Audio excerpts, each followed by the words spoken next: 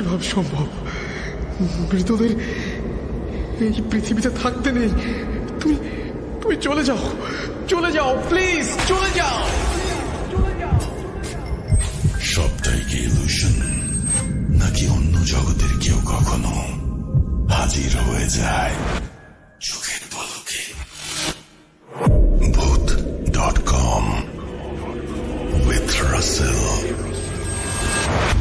Welcome back. আপনাদের সবাইকে স্বাগত জানাচ্ছি আমি রাসেল। আশা করছি আপনারা সবাই ভালো আছেন, ভালোর দলে আছেন। আরো একটা বছর শেষ হয়ে যাচ্ছে এবং চৈত্রের পরেই আসে বৈশাখ।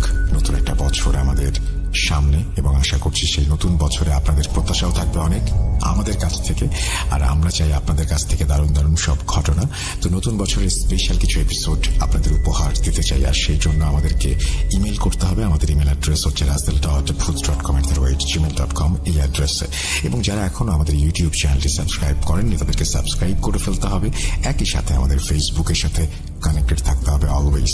চমৎকার একটা ঘটনা নিয়ে আবারও ফিরে আসলাম আপনাদের কাছে। আশা করছি এই ঘটনাটি আপনাদের ভালো লাগবে। যেভাবে লেখা আছে আমি সেভাবেই পড়ে শোনার চেষ্টা করছি আপনাদের। চলুন শুরু করা যাক। আসসালামু আলাইকুম রাসেল ভাই, আশা করছি ভালো আছেন। আমি নাফি। 2012 সাল থেকে আপনার কণ্ঠ শুনতে শুনতে ঘুমানোর অভ্যাস, তাই আপনার প্রতি শ্রদ্ধা ও ভালোবাসা। বেশি কথা না বলে আসুন ঘটনায় চলে যাওয়া যাক। লাল অডিটোরিয়াম বিশ্ববিদ্যালয় ক্যাম্পাসের শহীদ প্রভাস কুমার বড়ুয়া সড়ক দিয়ে হেঁটে যেতেই বাম দিকের বৃহৎ দালানটিতে চোখ আটকে যায় সবার। পাহাড়ের গা ঘেঁষে অপরূপ কারুকার্য শোভিত সুবিশাল এই ভবন। এই ভবনটি উদ্বোধনের 2 বছরের মাঝেই পরিত্যক্ত ঘোষণা করা হয়। প্রায় 1200 আসন ধারণ ক্ষমতা সম্পন্ন এই মিলনায়তন বিগত 28 বছর ধরে বন্ধ রয়েছে। এই অডিটোরিয়ামকে কেন্দ্র করে একটি ঘটনা ভূত এফএমে প্রকাশিত হয়েছিল। শ্রোতা বন্ধুরা কি আন্দাজ করতে পেরেছেন আমি কোন বিশ্ববিদ্যালয়ের ঘটনা বলতে চাচ্ছি? জি হ্যাঁ, বলছি প্রাকৃতিক সৌন্দর্যের এক অনন্য লীলাভূমি এবং বাংলাদেশের সবচেয়ে বৃহৎ বিশ্ববিদ্যালয় চট্টগ্রাম বিশ্ববিদ্যালয়ের কথা। 2100 একরের বিশাল বিস্তৃত ক্যাম্পাস। এই ক্যাম্পাস যেন নানা রূপের সমাহার। পাহাড়, ঝর্ণা, লেক, সাপ, পাখি, হরিণ সহ জীব বৈচিত্র্য এই ক্যাম্পাসে এনে দিয়েছে ভিন্ন এক মাধুর্যতা। কিন্তু সৌন্দর্যের আড়ালে এক ভয়ঙ্কর রূপের শিকার কি কেউ হয়েছেন কখনো? কথায় আছে, যেখানে সুন্দর সেখানেই অসুন্দর। ভর্তি পরীক্ষা দিতে এসেছিলাম 2022 সালের অগাস্ট মাসে। পরীক্ষা দিতে এসেছিলাম বন্ধুদের সাথে, প্রায় 7 জনের দল। এক একজনের এক এক দিন পরীক্ষা, কাজেই আমাদের প্রায় 5-6 দিন ক্যাম্পাসে অবস্থান করতে হয়। একদিকে তারুণ্য, অন্যদিকে মনোমুগ্ধকর ক্যাম্পাসের পরিবেশ। নিজেদেরকে হলে আটকে রাখতে পারছিলাম না। 10 ঘন্টা জার্নি করে ক্লান্ত হয়ে সেদিনের মতো ঘুমিয়ে যাই। পরদিন আমার আর সামির এক্সাম ছিল। আমাদের সার্কেলে আমি আর সামি ছিলাম সবচেয়ে চঞ্চল। আমাদের আগেই পরীক্ষা শেষ, কাজেই 5 দিন সময় পাবো বিশ্ববিদ্যালয় ঘোরার জন্য। কোথায় কোথায় ঘুরব আমরা নেট আর সিনিয়র ভাইদের কাছ থেকে তথ্য নিয়ে রাখলাম। আমরা মহা খুশি, কিন্তু এই খুশি আমাদের জন্য কাল স্বরূপ হল। ভর্তি পরীক্ষার সময় আমি ছিলাম মহাকবি আওয়াল হল। দুপুরে ডাইনিং এ খাওয়ার পর রেস্ট নিয়ে আমরা দুজন রেডি হয়ে বের হলাম। আমাদের উদ্দেশ্য টেলিটক পাহাড়। সিনিয়র ভাইদের থেকে ম্যাপের মাধ্যমে সকল তথ্য খুঁটিনাটি জেনে নিলাম। টেলিটক পাহাড়ে ওঠার জন্য আমরা এগিয়ে যেতে শুরু করলাম। শহীদ আব্দুর রব হল পার হয়েই পাহাড়ের গর্ভে ঢুকে পড়লাম। বঙ্গবন্ধু হল তখনও চালু হয়নি। ডান বাম আর পেছনে সারি সারি পাহাড়। প্রায় 3টা পাহাড় পার হয়ে তারপর আমরা আমাদের গন্তব্যে পৌঁছালাম। নেমে পড়লাম জঙ্গলের মধ্যে। একটা ছোট খালের মতো অংশ পাড়ি দিয়ে একটা উপত্যকার মতো জায়গায় আসলাম। চারিদিকে শুনশান নীরবতা। সামনে দেখা যাচ্ছে বড় বড় পাহাড়। ঝিঁঝি পোকার ডাকের শব্দ শোনা যাচ্ছে সন্ধ্যার আগেই। সামি খুব সাহসী, আমিও কম না। কোনো ভয় আমাদের স্পর্শ করতে পারে না। এদিকে সূর্য হেলে যাচ্ছে আর আমি সামি ক্লান্তি নিয়ে পাহাড়ে উঠছি। দূর থেকে দ্বিতীয় পাহাড় দেখা যাচ্ছে। পাহাড়ের মধ্যে সরু একটা মেলবন্ধন রাস্তা, একটার সাথে আরেকটা কত দূরে তবুও যুক্ত। কত সুন্দর এই সৃষ্টিকর্তার সৃষ্টি ভেবে কৃতজ্ঞতা প্রকাশ করলাম। চারপাশের সৌন্দর্য দেখে মুগ্ধ আমরা বারবার হারিয়ে ফেলছিলাম নিজেদের। এমন সময় ঘটল এক অনাকাঙ্ক্ষিত ঘটনা। বৃষ্টি। শুনেছিলাম ক্যাম্পাসে হুটহাট বৃষ্টি হয়, তাই বলে এমন পরিস্থিতিতে কি আর করার, এই পাহাড় বেয়ে নেমে আসা এখন বেশ কঠিন। আরেকটা ঝামেলা হচ্ছে আমাদের নামতেও হবে। এর জন্য আমাদের আরো দুটো পাহাড় ক্রস করতে হবে। গাছের ডাল ভেঙে হাতে নিলাম, নরম মাটিতে পিছলে যেন না পড়ে যায়। খানিক এগোতেই একটা দৃশ্য দেখলাম, খানিক অবাক হলাম। একটা বৃদ্ধ মানুষ দূরে বৃষ্টির মধ্যে খালি গায়ে নিজের দুই হাঁটুর মাঝে মাথা ঢুকিয়ে চুপচাপ পাহাড়ের এক কিনারায় বসে আছে। একবার ভাবলাম আমাদের মতো চলে যাই, কিন্তু স্বামীর পীড়াপিড়িতেই ওই দিকে এগিয়ে গেলাম। অন্ধকারও হয়ে আসছে। লোকটার কাছে এগোতেই একটা কান্নার আওয়াজ ভেসে আসলো। আমরা নিশ্চিত আওয়াজটা ওনার না। আমরা যত এগিয়ে যাচ্ছি আওয়াজটা আমাদের কাছে স্পষ্ট হচ্ছিল। আমি ধপ করে স্বামীর হাত ধরে ফেললাম। এই থাম, অন্ধকার হয়ে গেছে, চল যাই। ও বলল, দেখি না লোকটার কাছে গিয়ে কি হয়, দেখি না একটু গিয়ে। এমন সময় মাগরিবের আজান আধো আধো কানে আসলো। আমার পরিবেশটা খারাপ লাগা শুরু করলো। আমরা ওনার কাছে গিয়ে ডাক দিলাম। উনি দ্বিতীয়বারে মাথা না তুলেই বললেন, আমার চাষ করা বেগুনের ছুরি পাহাড় থেকে নিচে পড়ে গেছে। উনি বললেন, তোরা এই সময় এখানে কি করিস? আমরা চমকে উঠলাম। তুই করে কেন বলল? লোকটা এখনো মাথা তুলে আমাদের দেখেনি। বিষয়গুলো আমার কাছে কেমন যেন লাগা শুরু করলো। স্বামীকে বললাম, আয় তো। ওকে টানতে টানতে নিয়ে আসলাম। আসার পথে পেছনে তাকিয়ে দেখলাম লোকটা আমাদের দিকে তাকিয়ে একটু মুচকি হাসছে। বিশ্বাস করেন রাসেল ভাই, আমার আত্মাটা তখন কেঁপে উঠল। এত বিশ্রী হাসি আমি জীবনে দেখিনি। বৃষ্টি ততক্ষণে থেমে গেছে। কাঁপা কাঁপা অস্থির মন নিয়ে আমরা একটু সামনে আসতেই একটা দৃশ্য আমাদের পায়ের নিচ থেকে মাটি সরে যাবার মতো অবস্থা করে দিল। যে মানুষটাকে আমরা তখন দেখলাম, 5 মিনিটের পথ এসে দেখি অন্ধকারে একটা পেয়ারা বা এমন ধরনের কোনো গাছের ওপর ওই মানুষটি বসা, আমাদের দিকে তাকিয়ে মুচকি হাসছে। আমার মস্তিষ্ক বিকৃতির মতো অবস্থা। একটা পাহাড় সামনে, স্যান্ডেল ফেলে আমরা সোজা দৌড় দিলাম সেই দিকে। লোকটা আমাদের দিকে পেয়ারা ছুড়ে দিচ্ছে আর উদ্যম ভাবে হাসছে। আমরা দৌড়াচ্ছি। আমাদের সামনে সরু একটা ঝাড়ের মধ্য দিয়ে আমরা দৌড়াচ্ছি। আমাদের পা চলছে না। স্বামী আমার সামনে, আমার চোখে পানি। স্বামীর হার্টের সমস্যা। আমাদের শরীরের বিভিন্ন জায়গায় কেটে গেছে, চামড়া ছিঁড়ে যাচ্ছে বিভিন্ন খড়ের মতো খসখসে গাছের পাতার আঘাতে। সামনেই টেলিটক পাহাড় আর টাওয়ার দেখা যাচ্ছে। আমরা দৌড়াতে দৌড়াতে ওখানে এসে পিছু তাকিয়ে দেখলাম, না, কিছু নেই। স্বস্তির নিঃশ্বাস। হঠাৎ পেছন থেকে স্বামীর মাথার পেছনের অংশে একটা পেয়ারা এসে ওর মাথায় সজোরে আঘাত করলো। ও আঘাতে বসে পড়ল। আশ্চর্যজনক ভাবে সাথে সাথেই উল্টো দিক থেকে আর একটা আসলো আমার দিকে। আমার হাঁটুতে লেগে জিনিসটা গলে গেল। গন্ধে বুঝলাম এইটা গাব ফল। স্বামী নাড়াচাড়া করতে পারছে না। আমি চিৎকার শুরু করে দিলাম, হেল্প হেল্প। রাস্তায় বাঁচাও বাঁচাও বলে চিৎকার করছি। ভাই বলেছিল পাহাড় থেকে একটা সিঁড়ি আছে, মূল রাস্তায় আসতে 5 মিনিটের কম সময় লাগবে। আমি দিশেহারা হয়ে ছুটছি, রাস্তা পার হচ্ছি না। দূরের ল্যাম্প পোস্টের আলোতে ছায়া ছায়া ভাবে আমি সেই দূরের পাহাড়টিকে দেখছি এবং পাহাড়ের থেকে সিঁড়ি দেখতে পেলাম। স্বামীকে আমি টেনে টেনে নিয়ে আসছি আর জোরে জোরে চিৎকার করছিলাম। এত নিঃস্ব অবস্থায় আমাকে আগে কখনো আর পড়তে হয়নি। সমাজ বিজ্ঞান অনুষদের সামনের রাস্তা দেখা যাচ্ছে। একটা গার্ড দেখলাম আমাদের দিকে এগিয়ে আসছে টর্চ হাতে করে। আমাদের দুজনের চোখে পানি, শরীর বৃষ্টি আর ঘামে ভেজা।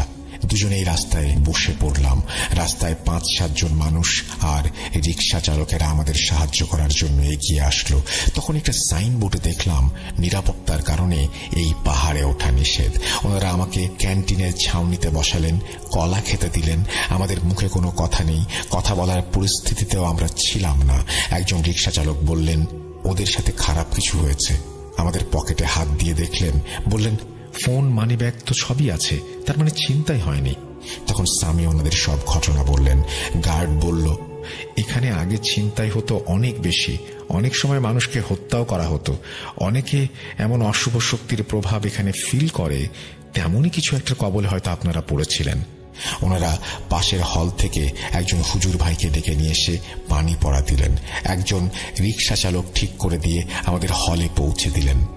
আমরা কাউকে কিছু না বলে চুপচাপ ভাবতে থাকি, কি হলো আমাদের সাথে, কি হলো? এই প্রশ্নের উত্তর আজও আমরা পাইনি। পরের দিন আমরা দুজনে বিভিন্ন অজুহাত দেখিয়ে বাসায় চলে আসি। দুজনেই কিছুদিন জ্বরে ভুগেছিলাম। আমরা দুজনেই চট্টগ্রাম বিশ্ববিদ্যালয়ে চান্স পাই। আমি এখন ঢাকা বিশ্ববিদ্যালয়ে, আর সামি আছে চট্টগ্রাম বিশ্ববিদ্যালয়ে।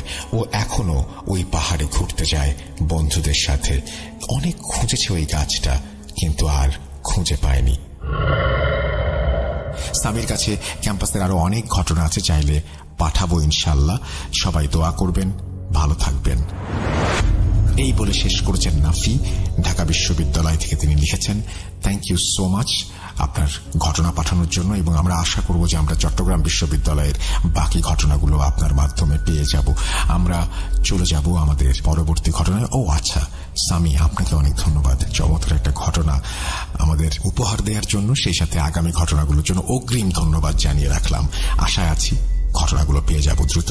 আমাদের ইমেল অ্যাড্রেস russell.booth.com@gmail.com। চলুন আমরা ফিরে যাই আমাদের পরের ঘটনায়।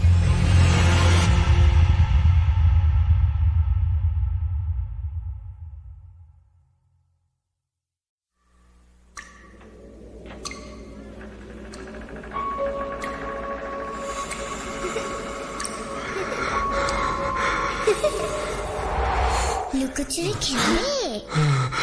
লুকোচুরি তুমি লুকাও, আমি ঠিকই তোমাকে খুঁজে পাবো।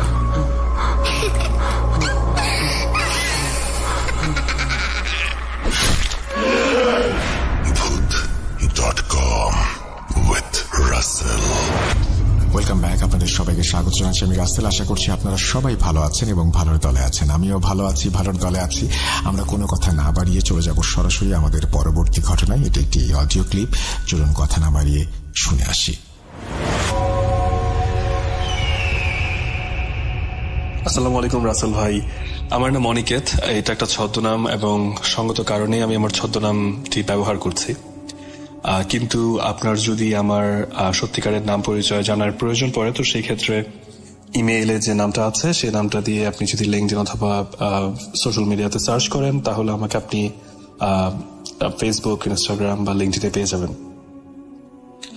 তো অনেক বছর পরে খুব রিসেন্টলি আবার নতুন করে আপনার কণ্ঠ শুনতে পাচ্ছি, বিকজ যখন ছোট ছিলাম বাংলাদেশে থাকতে, তখন 2011-12 if I am not wrong, ওই টাইমটাতে আপনি, তারপরে সুমন ভাই, ওনাদের প্রোগ্রামটা শুনতাম রেডিও ফুর্তিতে। খুব মজা লাগতো, খুব ইন্টারেস্টিং একটা ব্যাপার ছিল। প্রত্যেক আই গেস ফ্রাইডেতে আমরা শুনতাম এগুলো। তো ইদানিং ইউটিউবের বদলতে আপনার ভয়েসটা আবার শুনতে পাচ্ছি, সেম ওল্ড ক্যাচি ভয়েস, খুবই ভালো লাগে গল্পগুলো। Your a great storyteller, no doubt, এবং one of the best from Bangladesh of course.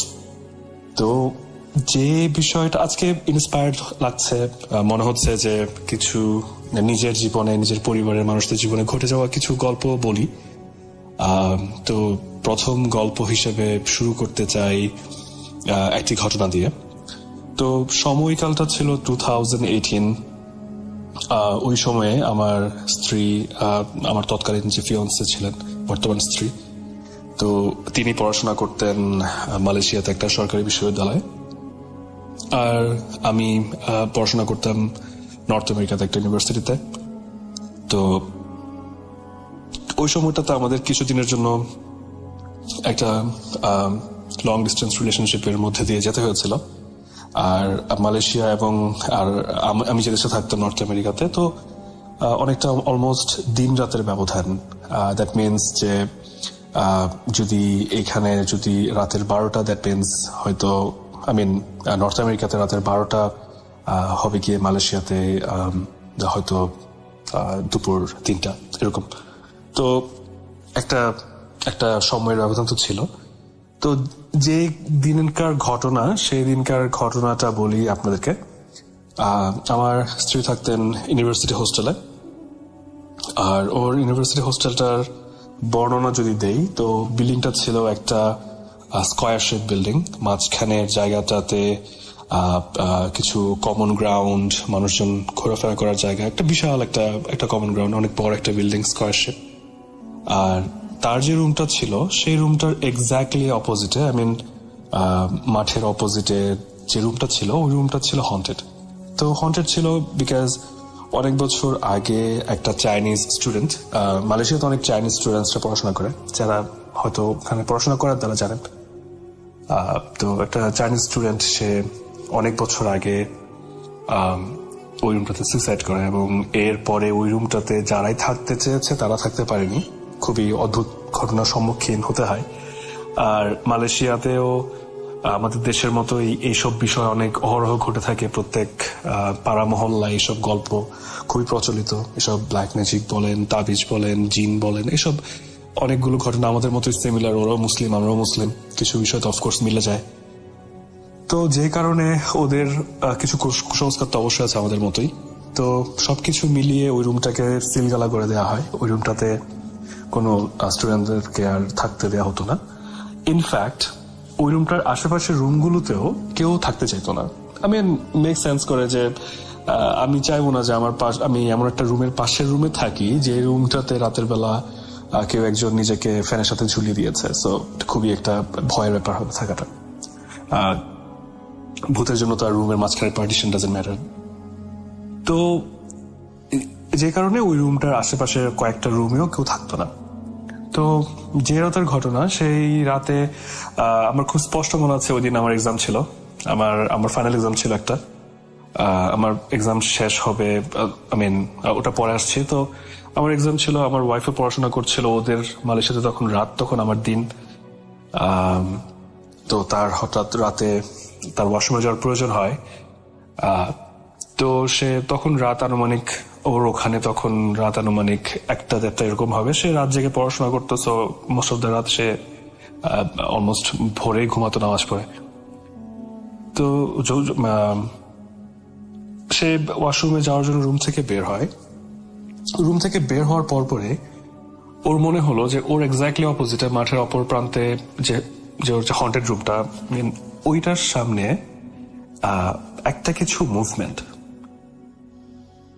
তো ও তো মুভমেন্টটা দেখে শুরুতে ভাবলো হয়তো যে ও যেহেতু রুমে অনেক আলো ছিল আর বাইরে যেহেতু প্রত্যেকটা রুমে সবাই ঘুমাচ্ছে, করিডোর অন্ধকার, সবকিছু অন্ধকার, হয়তো এই কারণে আলোর ডিফারেন্সেস এর কারণে তার কাছে মনে হয়েছে আর কি যে অপোজিট সাইডের, মাঠের অপোজিট সাইডের যে রুমটা, সেই রুমটাতে একটা মুভমেন্ট। দেন ও খুব বেশি পাত্তা দিল না।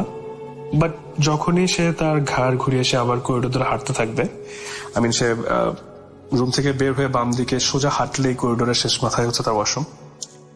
তো সে করিডোর ধরে হাঁটতে থাকবে। এমন সময় হঠাৎ করে জাস্ট ওর মনে হলো যে ওর পায়ের নিচে খুব নরম কিছু একটা স্পর্শ সে পেল। সে আটকে উঠলো। আটকে উঠার পরে সে আবছা আলোতে দেখলো যে ওর একটা বিড়াল ছিল এবং বিড়ালটা উপর সে পাড়া দিয়ে দিল। তো বিড়ালটা তার একটু দূরে গিয়ে সে খুব রাগ নিয়ে, খুব ফিউরি নিয়ে তার দিকে, আমার ওয়াইফের দিকে তাকিয়ে থাকে। যেভাবে বিড়ালটা রেগে গিয়ে গড় করে ওরকম করে গড় করছিল। তো that time my wife was panicking. First of all, ও শুরুতে পাত্তা দেয় নাই যে ওর অপোজিট রুমটাতে, হন্টেড রুমটার সামনে কোনো একটা মুভমেন্ট, সেটাকে পাত্তা দেয় নাই। উইদিন ফিউ সেকেন্ডস ওর পায়ের নিচে একটা বিড়াল চাপ খায় এবং বিড়ালটার দিকে তাকিয়ে থাকে। রাতের একটা ওইরকম একটা মুভমেন্ট, 1:32 অ্যারাউন্ড 10টাতে। একটু ভয় পেয়ে যায়, কারণ স্টোরি তো আছে, ওই হোস্টেলে অনেক স্টোরি, মালয়েশিয়ার প্রত্যেকটা মনে হয় হোস্টেলে মনে হয় অনেক স্টোরি আছে। তো সে অনেক ভয় পেয়ে যায়, আতঙ্কিত হয়ে যায়। আতঙ্কিত হয়ে কি হঠাৎ করে সে কি মনে করে জানি সেই রুমটার দিকে আবার তাকালো। বিড়ালটা তো তার সামনে ছিল, ওদিকে রাগ করে তাকিয়ে আছে, বাট ও কয়েক সেকেন্ডের মধ্যে সে আবার ওই রুমটার দিকে তাকালো। অ্যান্ড দেন যেটা দেখে, সেটার জন্য সে কোনো দিন প্রস্তুত ছিল না। দুনিয়াতে কেউই ওটা দেখার জন্য প্রস্তুত থাকবে না। সে দেখে যে ওই রুমটার সামনে থেকে, এক্স্যাক্টলি একদম সোজা আর কি, ওই রুমটার সামনে থেকে কিছু একটা ফ্লোট করে ওর দিকে এগিয়ে আসছে। ওটা একটা অবয়ব। তো আমার ওয়াইফ যেন আমাকে তখন বললো যে সেটা একটা সাদা একটা কাইন্ড অফ ট্রান্সপারেন্ট একটা মানে সি থ্রু করা যায় এরকম একটা অবজেক্ট মানুষের শেপে ফ্লোট করে করে তার রুমের দিকে তার দিকে ফ্লোট করে করে ভেসে আসছে, এগিয়ে আসছে। এবার তো তার তো ভেতরের সব হিম হয়ে গেছে, তার রক্তহীন হয়ে গেছে। সে প্রচন্ড ভয় পেয়ে গেল, প্রচন্ড আতঙ্কিত হয়ে গেল। এবং সবচেয়ে ভয়ের ব্যাপারটা যেটা, সে আমাকে যেটা বললো যে ওই শেপটা দেখতে ক্যাসপারের মতো ট্রান্সপারেন্ট একটা হোয়াইটিশ একটা অবজেক্ট যেটা থেকে সি থ্রু করা যায়, কিন্তু খুব বিচ্ছিরি বিদঘুট একটা চেহারা। সে অন্ধকার খুব বেশি ক্লিয়ারলি দেখতে পাচ্ছিল না, বাট যে যতটুকু দেখে বুঝলো যে আমরা ভূতের সিনেমাগুলোতে খুব বিচ্ছিরি যেরকম চেহারাগুলো দেখি ভূতের, সামথিং লাইক দ্যাট, খুবই আনইউজুয়াল একটা চেহারা ওর দিকে এগিয়ে আসছে। অলমোস্ট মাঠ ক্রস করে হাফওয়ে ক্রস করে ফেলেছে মাঠটা, আর হাফওয়ে ক্রস করলে তার রুমের সামনে চলে আসবে। এবার তো সে তো অনেক বেশি ভয় পেয়ে গেল। সে সাথে সাথে আবার বিড়ালটার দিকে তাকালো। এগুলো সব ঘটছে ধরেন কয়েক মিনিটের ব্যবধানে। আমি ডিসক্রাইব করছি দেখে মনে হচ্ছে অনেক লেংদি, বাট আসলে এগুলো সবগুলি কয়েকটা মিলি সেকেন্ডের মধ্যেই এই দৃষ্টিগুলো এই অবজেক্টগুলো দৃশ্যমান হচ্ছিল। সে সাথে সাথে আবার করিডোরের দিকে তাকালো, দেখলো বিড়ালটা নেই মানে তো কোথাও নেই, লাইক কোনো চিহ্ন নেই বিড়ালের, নাই। দেন ও তো অলমোস্ট স্ট্রোক করে ফেলার মতো অবস্থা। ওর আর সাহস নাই, নড়ার শক্তি নাই, বাট সে সমস্ত শক্তি জোগাড় করে যে দোয়া কালাম ওর মনে আছে, ওর কিছু একটা পরে সে একটা একদম দৌড়ে সে তার রুমে ঢুকে গিয়ে দরজা লাগিয়ে দিল। দরজা লাগিয়ে দিয়ে তার রুমে তো আগে থেকে আলো জ্বলছিল, সে সাথে সাথে তার রিডিং ল্যাম্প গুলো জ্বালিয়ে দিল, তার রুমমেটের রিডিং ল্যাম্পটা জ্বালিয়ে দিল। মানে তারা দুজন থাকতো রুমে। ওর রুমমেট ওই সময় চাইনিজ নিউ ইয়ারের জন্য তার গ্রামের বাড়িতে গেছিল, মেয়েটা মালয়েশিয়ান ছিল, তো ওর রুমমেটের রিডিং ল্যাম্পটাও জ্বালিয়ে দিল। মোটামুটি যত বেশি আলো ফকফকা করে রাখা যায় যাতে সে কম ভয় পায়। আর দেন ও হচ্ছে ওই হোস্টেলে ওর আশেপাশের যে বান্ধবীরা থাকে অন্যান্য রুমে, সে ওদেরকে কল করার ট্রাই করতে থাকলো। সে সবাইকে কল দিচ্ছে কিন্তু কেউ কল ধরছে না। আর এর মাঝখানে যেটা হলো যে উইদিন কাপল অফ মিনিট ও কাপল অফ সেকেন্ডস ওর রুমের দরজাটার মধ্যে খুব জোরে জোরে আঘাত করা হচ্ছে, খুব জোরে জোরে শব্দ করে বাড়ি দেওয়া হচ্ছে। আমরা যেরকম প্রচন্ড ফিউরি, প্রচন্ড এগ্রেশন নিয়ে যদি আমরা কোনোটা দরজায় লাথি দেই বা আঘাত করি বা ঘুষি দেই খোলার জন্য, কাইন্ড অফ ওরকম কনসিস্টেন্টলি কেউ দরজা ধাক্কা দিচ্ছে, বাড়ি দিচ্ছে, এরকম একটা শব্দ হচ্ছে। দরজাটা কাঁপছে পর্যন্ত। তো সে তো ভয়ে আতঙ্কে শেষ, একদম অবস্থা খারাপ। মিনটাইম ওর ফ্রেন্ডদেরকেও ফোন করছে, কেউ ফোন ধরছিল না। আর সে কি করবে বুঝতে না পেরে সে সাথে সাথে করে তার ফোন থেকে ইউটিউবে গিয়ে আয়াতুল কুরসি ছেড়ে দিয়ে খুব জোরে শব্দ করে ছেড়ে দিল। দেন সে যখন ছেড়ে দিল, ইনস্ট্যান্টলি ওর মাথায় যেটা আসলো সেটা হচ্ছে হয়তো যে যেহেতু এটা একটা স্ট্রং, আমাদের মুসলমানদের জন্য আয়াতুল কুরসি খুব একটা স্ট্রং একটা বিষয়, যেটা আমরা এরকম বিপদে পড়লে শুনি বা পড়ি যাদের মুখস্থ আছে। তো সে খুব জোরে শব্দ করে ছেড়ে দিল যেন ওই অপশক্তিটা যেন তার থেকে দূরে থাকে। সে যে টাইমটাতে সেটা ছেড়ে দিল, ইনস্ট্যান্টলি ওই দরজা ধাক্কানোটা বন্ধ হয়ে গেল। ইট ওয়াজ এ রিলিফ। আর সে তো তাও আতঙ্ক, ভয়ে, কান্নাকাটি, সে কি করবে সে কিছুই জানে না। Like she was feeling really really helpless ওই মোমেন্টে। তার রুমমেট পর্যন্ত নাই। ইনফ্যাক্ট ওর আশেপাশের যে কয়েকটা রুম, ওই রুমের মধ্যেও খুব বেশি মানুষজন না, হয়তো 2-1 আছে বা কার আছে সে নিজেও জানে না, কারণ সবাই ওই যে চাইনিজ নিউ ইয়ারের জন্য ছুটিতে যাচ্ছে এরকম। তো এই যখন ওর ফোন আয়াতুল কুরসি চলতেছে বা ওর রুমের মধ্যে নিজেকে আবদ্ধ করে রেখেছে, ভয় পাচ্ছে, কানাকাটি করছে, ওই মোমেন্টটাতে ও এতক্ষণ একটু আগে যাদেরকে ফোন করছিল তাদের মধ্যে থেকে ওর একটা বান্ধবী ওকে ফোন ব্যাক করে যে ওই হোস্টেলের একদম দূরের একটা ব্লকে থাকে, বা মনে হয় ওই হোস্টেল একদম দূরের কোনো ব্লক, এরকম কিছু একটা একটু ডিস্টেন্সে থাকে। তো ও ফোন ব্যাক করার পরে তখন আমার ওয়াইফ তাকে সবকিছু যতটা দ্রুত পারা যায় সব ভয়ে ভয়ে কান্নাকাটি করে করে মানে সবকিছু যত ফার্স্ট বলা যায় সব বললো। বলার পরে বললো যে মানে শি নিডস হেল্প, এবং ও বললো যে কাউকে নিয়ে এসে যেন ওকে যেন উদ্ধার করা হয়, কারণ সে রুম থেকে বেরোতে পারছে না। তো যে টাইমটাতে ওর বান্ধবী ফোন করে ওকে, ওই টাইমটাতে তো ওর সুরাটা তো বন্ধ হয়ে যায়। ওর ফোনের সুরাটা বন্ধ হয়ে যাওয়ার সাথে সাথে তার রুমের দরজাতে আবার আঘাত পড়তে শুরু করে। এবং এবার খুব ইন্টারেস্টিং একটা ব্যাপার, খুবই ইন্টারেস্টিং ব্যাপার হচ্ছে এবার নতুন কিছু অ্যাড হয় ওই আঘাতের সাথে। এবার কেউ একজন খুব করুণ সুরে, একদম খুব একটা স্যাড একটা টোনে খুব করে করে কান্না করে করে তার নাম ধরে ডাকছে। মনে হচ্ছে কেউ খুব ব্যথায় কাতরে কাতরে তার নাম ধরে ডাকছে। সে তো আরো বেশি ভয় পেয়ে গেল। ইনস্ট্যান্টলি সে তার ফোন থেকে আবার সেই টিপে ঢুকে সুরাটা ছেড়ে দিল। ছেড়ে দেওয়ার সাথে সাথে একটু আবার ওটা কমে গেল। No one was banging the door anymore. Meantime ওর যে রুমমেটরা ছিল ওরাও আসতেছে। এখন ওদের আসতে যে সময়টা লাগে, ওরা একটু দূরের ব্লকে ছিল দেখে, তো ওদের আসতে ধরেন গিভ অর টেক হয়তো 7-8 মিনিট লাগবে এরকম। ওই ওদের আসার ওই মুভমেন্টটার যে ডিফারেন্সটা, ওই মুভমেন্টে আমারও এক্সাম শেষ হয়েছে। আমার এখানে তখন দিন ছিল, ওর ওখানে রাত ছিল। আমার এক্সাম শেষ হয়েছে, আমি এক্সাম শেষ হলো, আমি জানি ও তো বাসায় আছে, রুমে আছে।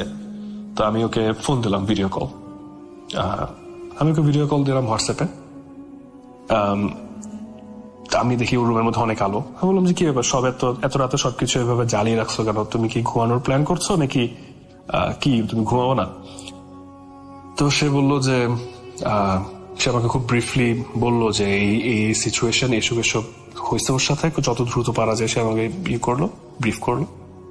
ও আমাকে ব্রিফ করতে করতে যেটা হলো, হঠাৎ করে আমি ভিডিও কলে ছিলাম হোয়াটসঅ্যাপে।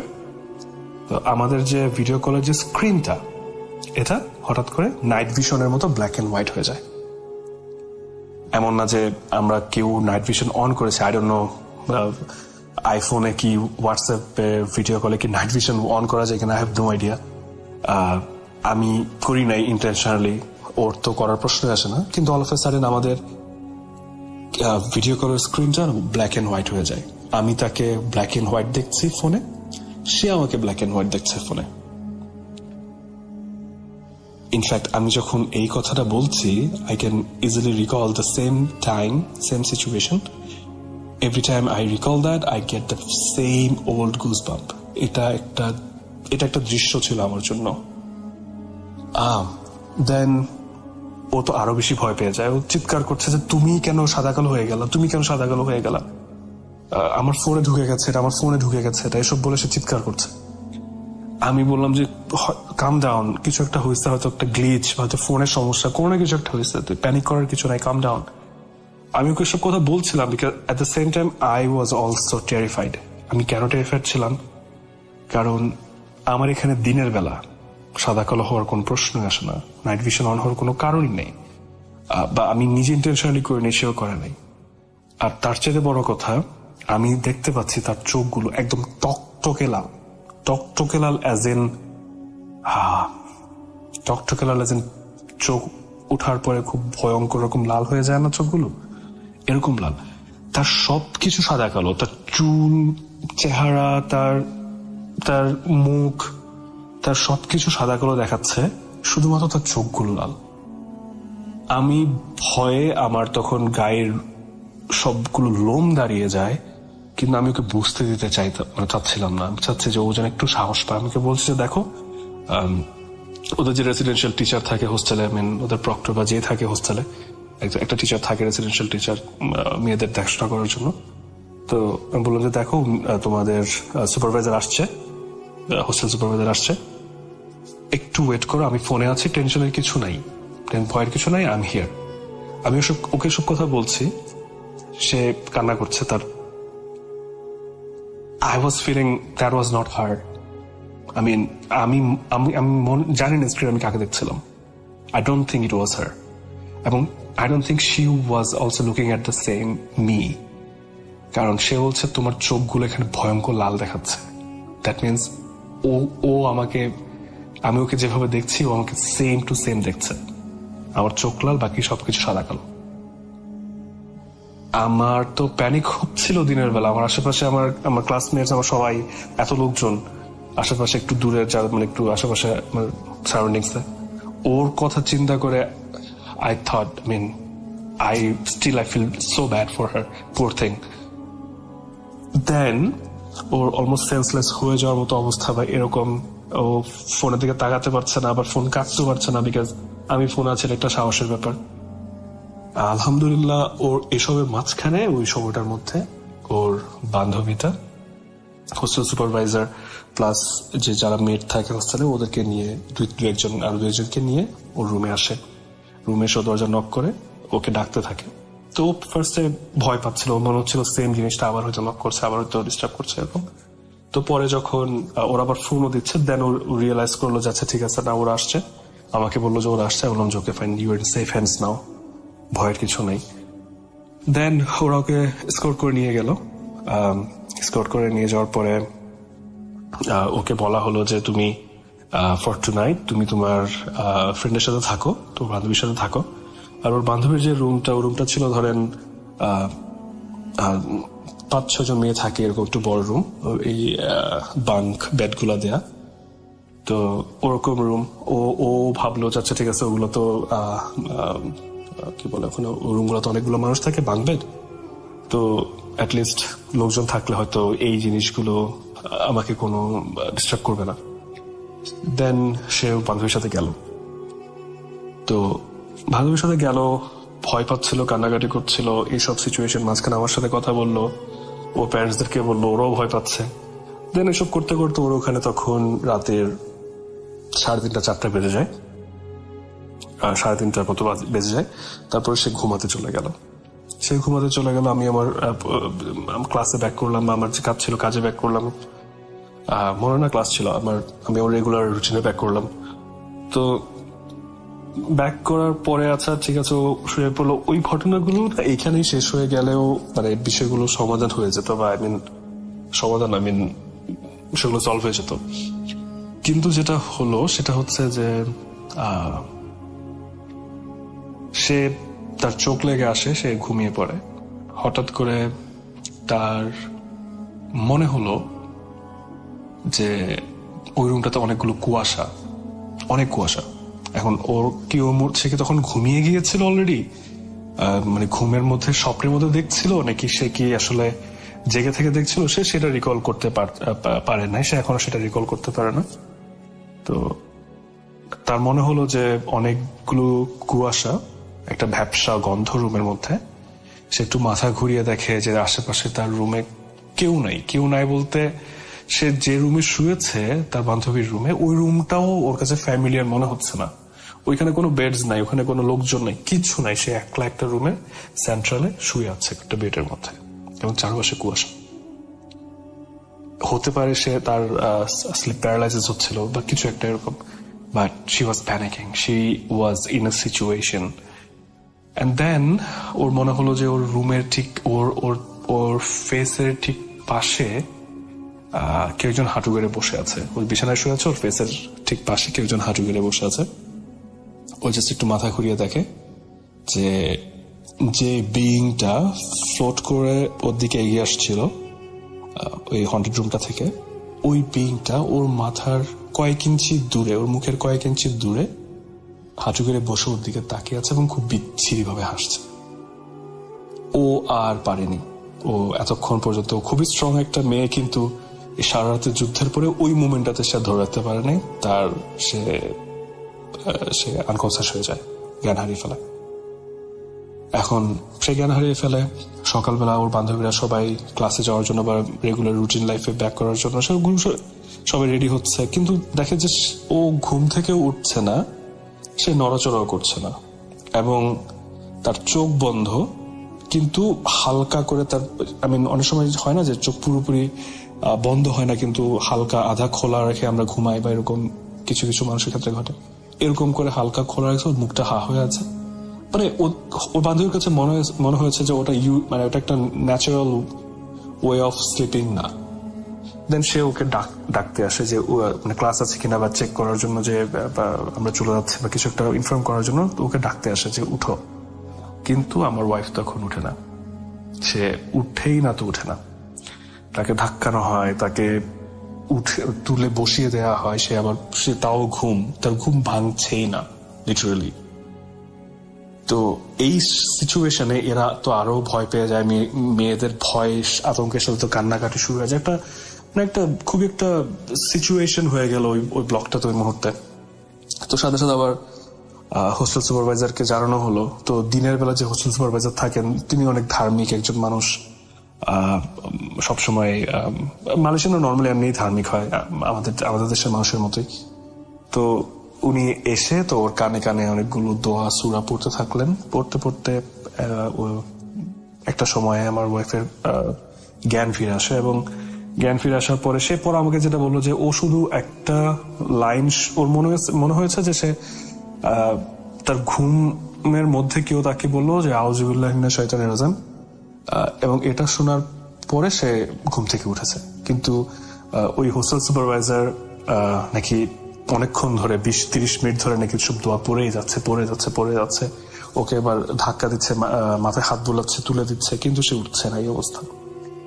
তো বাট ও পরে যেটা বললো যে ওই একটা লাইন তার মাথার মধ্যে ঘুরছিল, দেন ওর মনে হলো যে সে উঠে যেতে হবে, দেন সে উঠে গেল।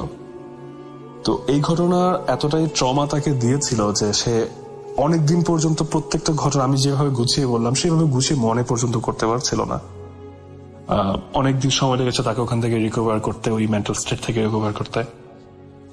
তার ওই দিনই তার বাবা আসেন, এসে তাকে বাংলাদেশে নিয়ে যান।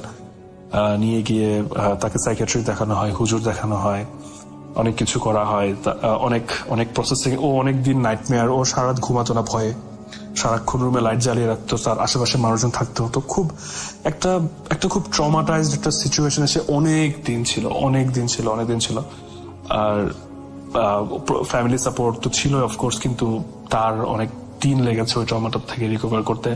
অনেক কাউন্সিলিং এর প্রয়োজন হয়েছে, আমাদের রিলিজিয়াস টিচারদের কাছে অনেকবার যাওয়া আসা করতে হয়েছে, আমাদেরকে সাইকিয়াট্রিকদের কাছে যাওয়া আসা করতে হয়েছে, কম্বিনেশন করতে হয়েছে সবকিছু। আলহামদুলিল্লাহ একটা সময় সে রিকভার করে, এবং আলহামদুলিল্লাহ এখন সে অনেক ভালো আছে। আলহামদুলিল্লাহ এরপর থেকে আর ও কোনো ধরনের সিচুয়েশনই ফেস করে নাই, কোনো কিছুই ফেস করে নাই।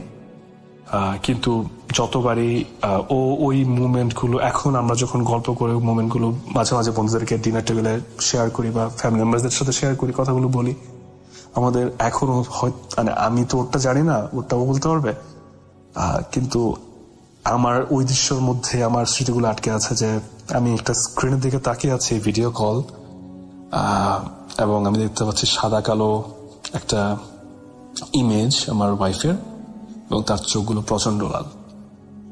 তো এই হচ্ছে আমার প্রথম ঘটনা আপনাকে পাঠানো।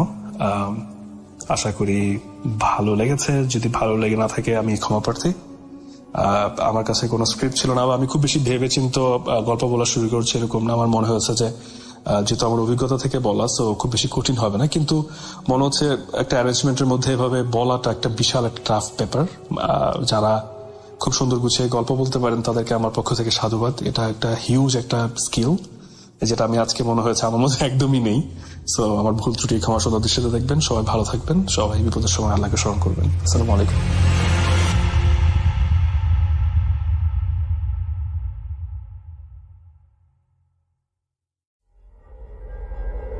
Spirit, be here with me.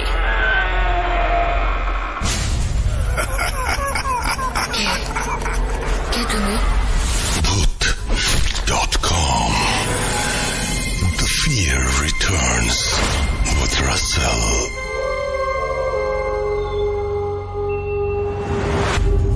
Welcome back. আপনাদের সবাইকে স্বাগত জানাচ্ছি, আমি রাসেল। আশা করছি আপনারা সবাই ভালো আছেন, ভালোর দলে আছেন। আমিও ভালো আছি, ভালোর দলে আছি, এবং এই ঘটনাটি আপনাদের ভালো লাগবে, কারণ এই ঘটনাটি পাঠিয়েছেন সিফাত আলম। তিনি খুব চমৎকার ঘটনা পাঠান, সবসময় তার ঘটনাগুলো একটু অন্যরকমই হয়। চলুন কথা না বাড়িয়ে শুরু করা যাক। আসসালামু আলাইকুম রাসেল ভাইয়া ও প্রিয় লিসেনার্স, আশা করছি আপনারা সবাই আল্লাহর রহমতে অনেক ভালো আছেন এবং সুস্থ আছেন। আমি মোহাম্মদ সিফাত আলম লিখছি চট্টগ্রাম থেকে। আজ আমি আপনাদের সাথে যে ঘটনাটি শেয়ার করব তা আমার পরিচিত এক আপু আমার সাথে শেয়ার করেছেন। ঘটনাটি মূলত আপুর বান্ধবীর সাথে ঘটা। আপুর বান্ধবীর নাম মরিয়ম। আমি ঘটনাটি মরিয়ম আপুর ভাষাতেই উপস্থাপন করছি। ঘটনায় যাবার আগে রাসেল ভাইয়ের কাছে অনুরোধ, ঘটনার ভেতরের ভুল ত্রুটিগুলো ক্ষমা সুন্দর দৃষ্টিতে দেখবেন। চলে যাচ্ছি মরিয়ম আপুর ঘটনায়।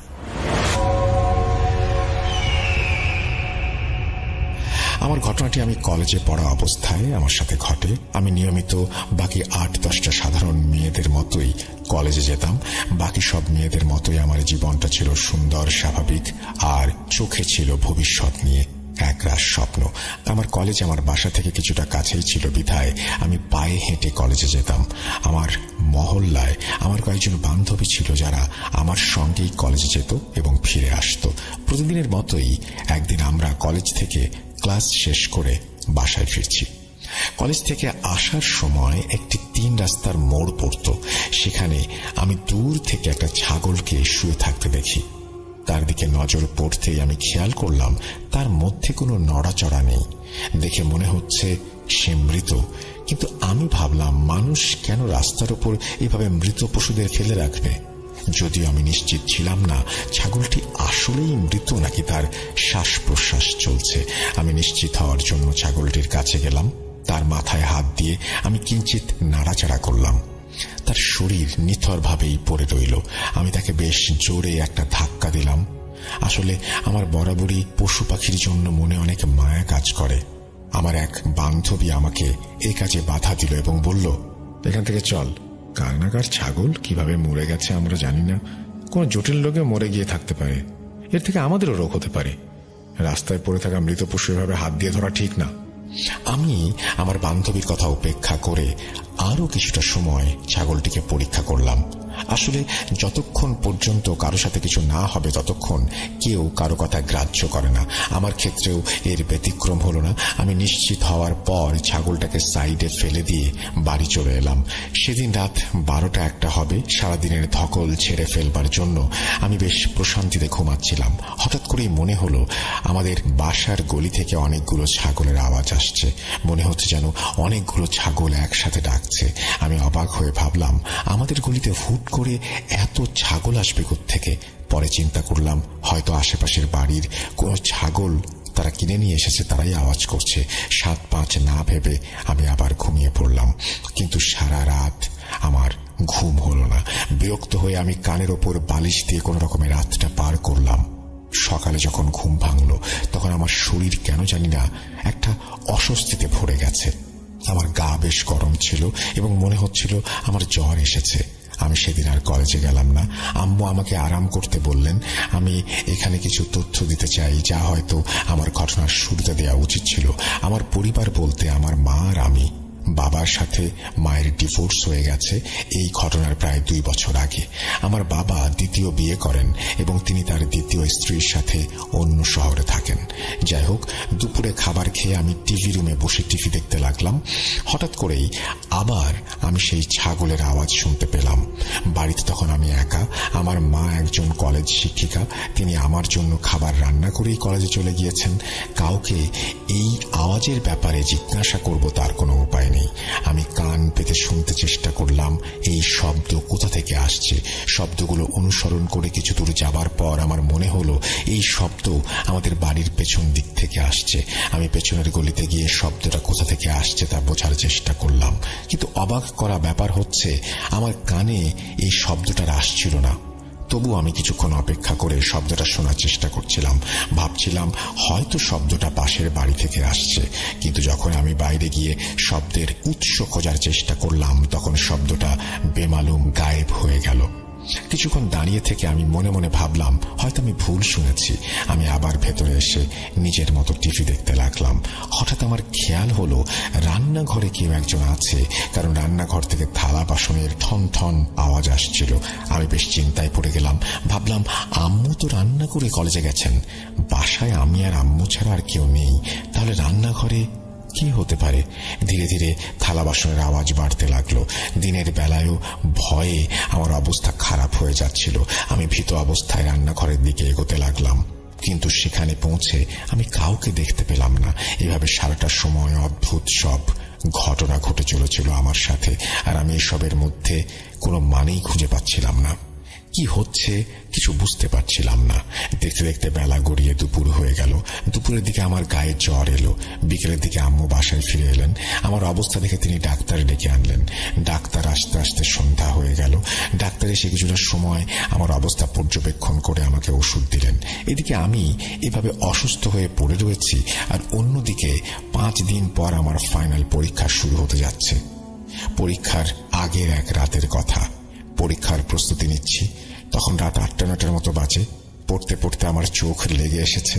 হঠাৎ আমার ঘরে কিছু একটা আওয়াজ শুনে আমার চোখ খুলে গেল। আমি কাঁচা ঘুম থেকে উঠে আমার পেছনের দিকে তাকালাম। আমি দেখলাম আমার পেছনে একজন মানুষ দাঁড়িয়ে আছে। একজন মানুষ যে আমার রুমের জানালার বাইরে এক দৃষ্টিতে তাকিয়ে আছে। তার চোখগুলো ছিল বেশ বড় বড়। তার মাথায় কোনো চুল ছিল না। তাকে দেখে আমি ভয়ে হাঁপাতে শুরু করলাম। আমার মুখ থেকে কোনো কথাই বের হচ্ছিল না, এবং আমি শুধু তার দিকেই মূর্তির মতো ঠায় তাকিয়েছিলাম। কিছুক্ষণ পর হঠাৎ সে আমার সামনে থেকে গায়েব হয়ে গেল। আমার সামনে থেকে গায়েব হওয়া মাত্রই আমি যেন হুঁশ ফিরে পেলাম, এবং চেয়ার থেকে উঠে এক দৌড়ে আম্মুর রুমে চলে গেলাম। আম্মুর রুমে গিয়ে আমি আম্মুকে সবকিছু জানালাম, কিন্তু আমার কথা শুনে আম্মু উল্টো আমাকেই বকাঝকা করতে লাগলেন। আম্মু বললেন, তুমি সারাদিন টিভিতে সমস্ত ভূতের প্রোগ্রাম দেখো, এই জন্যই সেই একই জিনিস তোমার স্বপ্নে এসে তোমাকে ভয় দেখায়। আমি তাকে বললাম, আমি আমার রুমে আসলেই একজন মানুষকে দেখেছি, কিন্তু আম্মু কিছুতেই আমার কথায় কর্ণপাত করলেন না। তিনি শুধু বললেন, আমি নিশ্চয়ই কোনো দুঃস্বপ্ন দেখেছি। আমার জন্য আম্মুর এই আচরণ আসলে খুবই হতাশাজনক ব্যাপার ছিল। এরপর কিছুদিন এসব চলতে চলতেই কেটে যায়। তখনও আমার সাথে বাড়িতে বেশ কিছু অদ্ভুত ঘটনা ঘটেই চলেছে। আম্মুকে অনেকবার এসব স্বপ্নের কথা বোঝানোর চেষ্টা করেছি, কিন্তু তিনি আমার কথা একদমই সিরিয়াসলি নিচ্ছিলেন না। কিছুদিন পর পরীক্ষা দিয়ে আমি বাড়ি ফিরছিলাম। আমার শরীর তেমন ভালো ছিল না।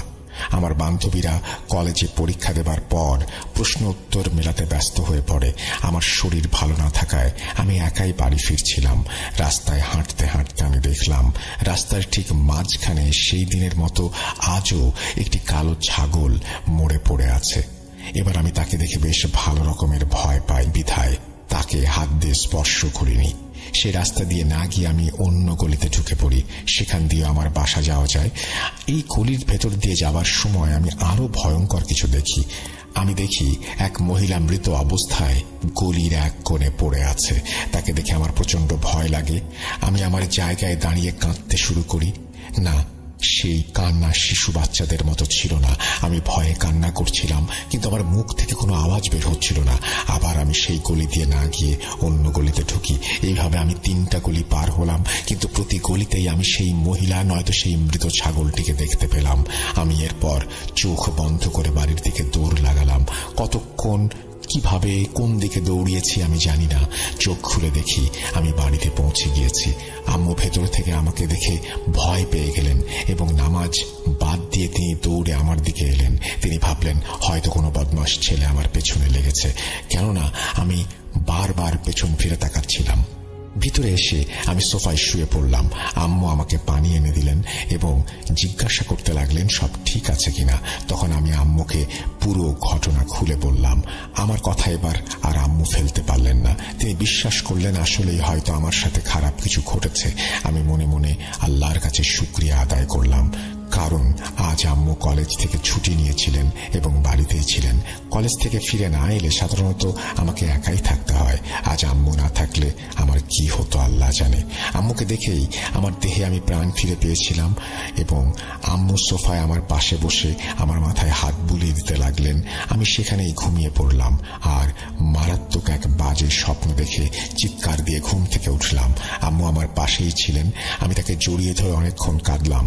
আম্মু কি হয়েছে জিজ্ঞাসা করলে আমি আম্মুকে শুধু আমার স্বপ্নের কথা জানালাম। আমি দেখলাম আমার আশেপাশে অনেক মানুষ, যাদের শরীর তো মানুষের মতো কিন্তু মাথাটা ছাগলের। তারা সবাই আমার উপর আক্রমণ করতে আমার দিকে তেড়ে আসছে। আমার দিকে এগোতে এগোতে তাদের চেহারা আরো বিভৎস হয়ে যায়। তাদের গলা থেকে ক্রমাগত তাজা রক্ত বের হচ্ছিল। দেখে মনে হচ্ছিল কেউ তাদের মাথা কেটে সেলাই করে সেই স্থানে ছাগলের মাথা বসিয়ে দিয়েছে। আমি আম্মুকে স্বপ্নের কথা বলার পরও আবার কাঁদতে শুরু করলাম। আমি আম্মুকে অনুরোধ করেছিলাম, আম্মু, আমাকে আল্লাহর ওয়াস্তে এই সমস্যা থেকে মুক্তি দাও। সেদিন রাতে আম্মু আমার রুমেই ঘুমালেন। পরদিন আমার পরীক্ষা ছিল। আমার শরীর ভালো ছিল না এবং আমি সেই কারণে পরীক্ষা দিতে পারিনি। আমাকে পরীক্ষায় অনুপস্থিত দেখে আমার কয়েকজন বান্ধবী আমাকে দেখতে এলো। আমার অবস্থা দেখে তারা জিজ্ঞেস করলো, কিরে মরিয়ম, তুই আজ পরীক্ষা দিতে এলি না যে? তোকে এরকম শুকনো শুকনো লাগছে কেন? কি হয়েছে? আমি তাদেরকে শুরু থেকে শেষ পর্যন্ত সবকিছু খুলে বললাম। আমার এক বান্ধবী দীর্ঘশ্বাস ছেড়ে বলল, তোকে আমি সেদিনই বলেছিলাম রাস্তায় পড়ে থাকা কোনো জিনিস হাত দিস না, স্পেশালি মৃত কোনো জানোয়ার। এই কথাটা তোকে আমি এমনি এমনি বলিনি। আমার এক চাচা 3 রাস্তার মোড়ে পড়ে থাকা একটা লেবু হাত দিয়ে ধরেছিলেন। এরপর থেকেই তিনি সবার থেকে আলাদা হতে শুরু করেন। তার জীবনটা যেন কোথায় গিয়ে আটকে যায়। শেষমেশ তিনি মারা যান। তাকে অনেক কবিরাজ, হুজুর, পীর ফকির দেখানো হয়েছিল, কিন্তু সবাই বলেছিল রাস্তায় সেই লেবুকেও জাদু করে রাখা হয়েছিল। সেই জাদুতে আমার চাচা আক্রান্ত হন এবং মারা যান। তার শরীরে খারাপ কিছুর অস্তিত্ব ছিল। আমি তার কাছে জানতে চাইলাম আসলে তার শরীরে কিসের উপস্থিতি ছিল। তখন আমার বান্ধবী বলল, শয়তান। তার শরীর শয়তানের কবজায় ছিল। চাচা কাউকে চিনতে পারতেন না। বেশিরভাগ সময় এমনই ঘটত। আর যখন চিনতে পারতেন তখন শুধু কান্না করতেন আর বলতেন, আমাকে বাঁচাও, ওরা আমাকে নিয়ে যাবে। আর আচার আচরণ একেবারেই পাল্টে যায়। মনে হচ্ছিল সে আর আগের ব্যক্তি নয়, দুজন আলাদা কোনো ব্যক্তি। এসবের পেছনে কালো জাদুকরদের কোনো না কোনো উদ্দেশ্য থাকে। তারা লেবু বা মৃত পশুর ওপর জাদু করে এবং সেসব রাস্তায় ফেলে রাখে যাতে শিকার ধরতে পারে। ঠিক যেভাবে বড়শির আগায় টোপ লাগিয়ে মাছ ধরা হয়। আর যারা এই জাদু দ্বারা আক্রান্ত হয় তাদের জীবন সেই জাদুকরের হাতে জিম্মি। আমার বান্ধবীর কথা শুনে আমারও মনে পড়ে গেল সেই মৃত ছাগল স্পর্শ করার কথা। ওইসব না বললে হয়তো আমি পুরো বিষয়টি বেমালুম ভুলেই যেতাম। অন্যদিকে আমার বান্ধবী যা বলল তা শুনে ভয়ে আমার শরীর থেকে আত্মা বের হয়ে যাওয়ার দশা। তাহলে কি আমার জীবনটাও কোনো জাদুকরের হাতে চলে গিয়েছে? আমি কিছুই বুঝতে পারছিলাম না। হিতাহিত জ্ঞান হয়তো আমি হারিয়ে ফেলেছিলাম। আমার কানে বারবার আমার বান্ধবীর কথাগুলো বাজছিল। আমার বিশ্বাস ছিল সত্যি আমার সাথে তার চাচার মতোই কিছু একটা ঘটেছে। আমি কখনো গোসল করতে গিয়ে, কখনো পড়তে গিয়ে বা কখনো খেতে গিয়ে আমার চারপাশে ছাগলের আওয়াজ পেতাম। আর এসব কারণে আমার পড়ালেখাও প্রচন্ডভাবে ক্ষতিগ্রস্ত হচ্ছিল। পরীক্ষাগুলো খারাপ হচ্ছিল কারণ আমার পড়ার প্রতি কোনো মনোযোগী ছিল না। প্রতিটি সময় মনে হচ্ছিল কেউ হয়তো আমার উপরে নজর রাখছে। আমার জীবন অন্যের হাতে বন্দী। আমি ভয় পাচ্ছিলাম, প্রচন্ড ভয়। একদিন দুপুরে আমি খাবার খাচ্ছিলাম। আম্মু কলেজে ছিলেন। হঠাৎ মনে হলো যেন বাড়ির পাশ থেকে অনেকগুলো ছাগলের আওয়াজ আসছে। আমি মনোযোগ দিয়ে সেই আওয়াজ শুনছিলাম। তারপর হঠাৎ দরজার লক খোলার আওয়াজ পেলাম। বাড়ির সব দরজা আপনা আপনি খুলে গেল, কিন্তু বাড়ির দরজা আমি নিজ হাতে ভেতর থেকে বন্ধ করেছিলাম, যা নিজ থেকে খোলা কোনোভাবেই সম্ভব নয়। দরজা খোলার আওয়াজ শুনে আমার হাত থেকে খাবারের প্লেট মেঝেতে পড়ে গেল। এসবের মধ্যেই আমার দিন কেটে যাচ্ছিল। আম্মু আমাকে নিয়ে অনেক চিন্তিত ছিলেন। তিনি আমাকে সাইকিয়াট্রিস্ট দেখান, কিন্তু কোনো লাভ হয় না। না ঘুমাতে ঘুমাতে আমার চোখের নিচে কালি পড়ে যায়। তখন আমাকে দেখে যে কারোরই মনে হতো আমি হয়তো অনেক বছর ধরে অসুস্থ। আমাকে ডাক্তারের কাছে নিয়ে গেলে ডাক্তার আমাকে নানা ধরনের ওষুধ দিতেন, কিন্তু সেগুলোর কোনো প্রভাব আমার উপরে পড়তো না। বরং দিন দিন আমার অবস্থা আরো খারাপ হয়ে যেত। একদিন আমি নিজের রুমে শুয়েছিলাম। সময়টা সম্ভবত দুপুরের সময়। আমি ঘুমানোর চেষ্টা করছিলাম। আম্মু কলেজে চলে গিয়েছিলেন। সেই বেচারি আর কতদিনই বা ছুটি নিতে পারেন। অনেকদিন ঘুম না হওয়ায় আমি সেদিন ঘুমিয়ে পড়ি। ঘুমোতে ঘুমোতে আমি অনুভব করলাম যেন আমার কোমরের ওপর অনেক ভারী একটা কিছু পড়েছে এবং আমি বিছানার তোষক ছিঁড়ে তার মধ্যে ঢুকে যাচ্ছি। আমি দেখতে পারছিলাম না আমার ওপরে কে বসে আছে। আমি প্রচন্ড ব্যথায় উঠে বসি। বসা অবস্থায় অনুভূতিটা এমন ছিল যেন আমার কোমরের ওপরে অনেক ভারী কেউ বসে আছে। আমি খুব অস্বস্তি বোধ করছিলাম। মনে হচ্ছিল যেন আমার শরীর মাটির নিচে চলে যাচ্ছে আর আমার শ্বাস নিতে সমস্যা হচ্ছে। আমি প্রচন্ড কষ্ট সহ্য করেছিলাম আর উঠে দাঁড়ানোর চেষ্টা করছিলাম, কিন্তু যে জিনিসটা আমার উপর বসেছিল সেটা ক্রমাগত আমার উপর চাপ দিতেই থাকে। হঠাৎ করে আম্মুর গলার আওয়াজ শুনতে পাই। আম্মু কাউকে উদ্দেশ্য করে বললেন, কে তুই? আম্মুর এই কথা শোনার সাথে সাথে সেই চাপটা আমার উপর থেকে সরে গেল। আমি উঠে বসে তাকালাম, দেখলাম পেছনে আম্মু দাঁড়িয়ে আছেন। আম্মুকে দেখে আমি কাঁদতে কাঁদতে জড়িয়ে ধরলাম। আম্মু আমার মাথায় হাত রেখে আমাকে শান্ত করার চেষ্টা করছিলেন। আমি আম্মুর চেহারায় সে সময় ভয়ানক কিছু প্রত্যক্ষ করার পর কারোর চেহারায় যে ভয়ের ছাপ পড়ে তা স্পষ্ট দেখেছি। আম্মুকে দেখে পরিষ্কার বোঝা যাচ্ছিল যেন তিনি খুবই অদ্ভুত একটি কিছু দেখেছেন, যার ব্যাপারে তার বিন্দুমাত্র কোনো ধারণাই নেই। আমি আম্মুর গলা ধরা অবস্থায় ক্রমাগত কাঁদছিলাম এবং বলছিলাম, আম্মু, কেউ আমার উপরে বসেছিল, সে আমাকে মারতে চায়, আমাকে বাঁচাও আম্মু, আমাকে বাঁচাও, আমার এই যন্ত্রণা আর সহ্য হচ্ছে না, আমার উপরে দয়া করো আম্মু, দয়া করো। সেদিন আম্মু আমাকে তেমন কিছুই বলেননি, শুধু আমাকে নিজের রুমে নিয়ে গেলেন। তিনি আমার জন্য খুব চিন্তিত ছিলেন এবং আমার সমস্যা জানার জন্য নানা প্রকার প্রশ্ন করছিলেন। আমার জন্য আম্মুর সহানুভূতি দেখে সেদিন আমিও খুব কেঁদেছিলাম। আমি আম্মুকে প্রতিটি সমস্যার কথা তাৎক্ষণিকভাবে জানিয়েছিলাম, তাই নতুন করে আম্মুকে বলার কিছু ছিল না।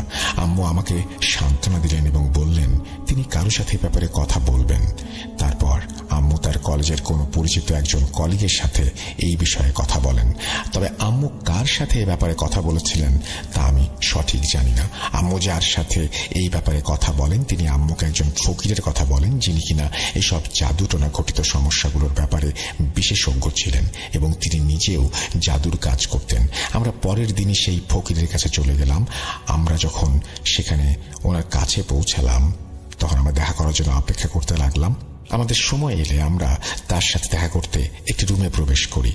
আমরা তখনও তাকে আমাদের সমস্যার ব্যাপারে কিছুই বলিনি এবং আম্মুর ভাষ্য মতে আম্মু ও তার কলিগকে আমার সমস্যা নিয়ে কোনো কিছু বলেননি।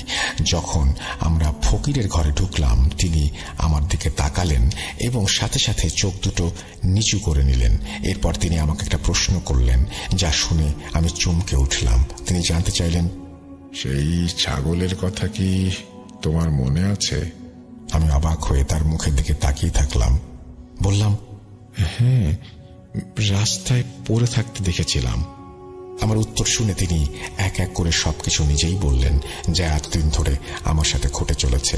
তিনি জিজ্ঞাসা করতে লাগলেন সেই ছাগলের মাথার মতো মানুষগুলো এখনো আমার স্বপ্নে আসে কিনা। আমি হ্যাঁ সূচক উত্তর দিলাম। প্রথমবার দেখার পর আবারও 2-1 বার তারা আমার স্বপ্নে এসেছে। তখন তিনি জানতে চাইলেন আমি ছাগলের আওয়াজ কখন শুনেছি। আমি উত্তর কি দেব?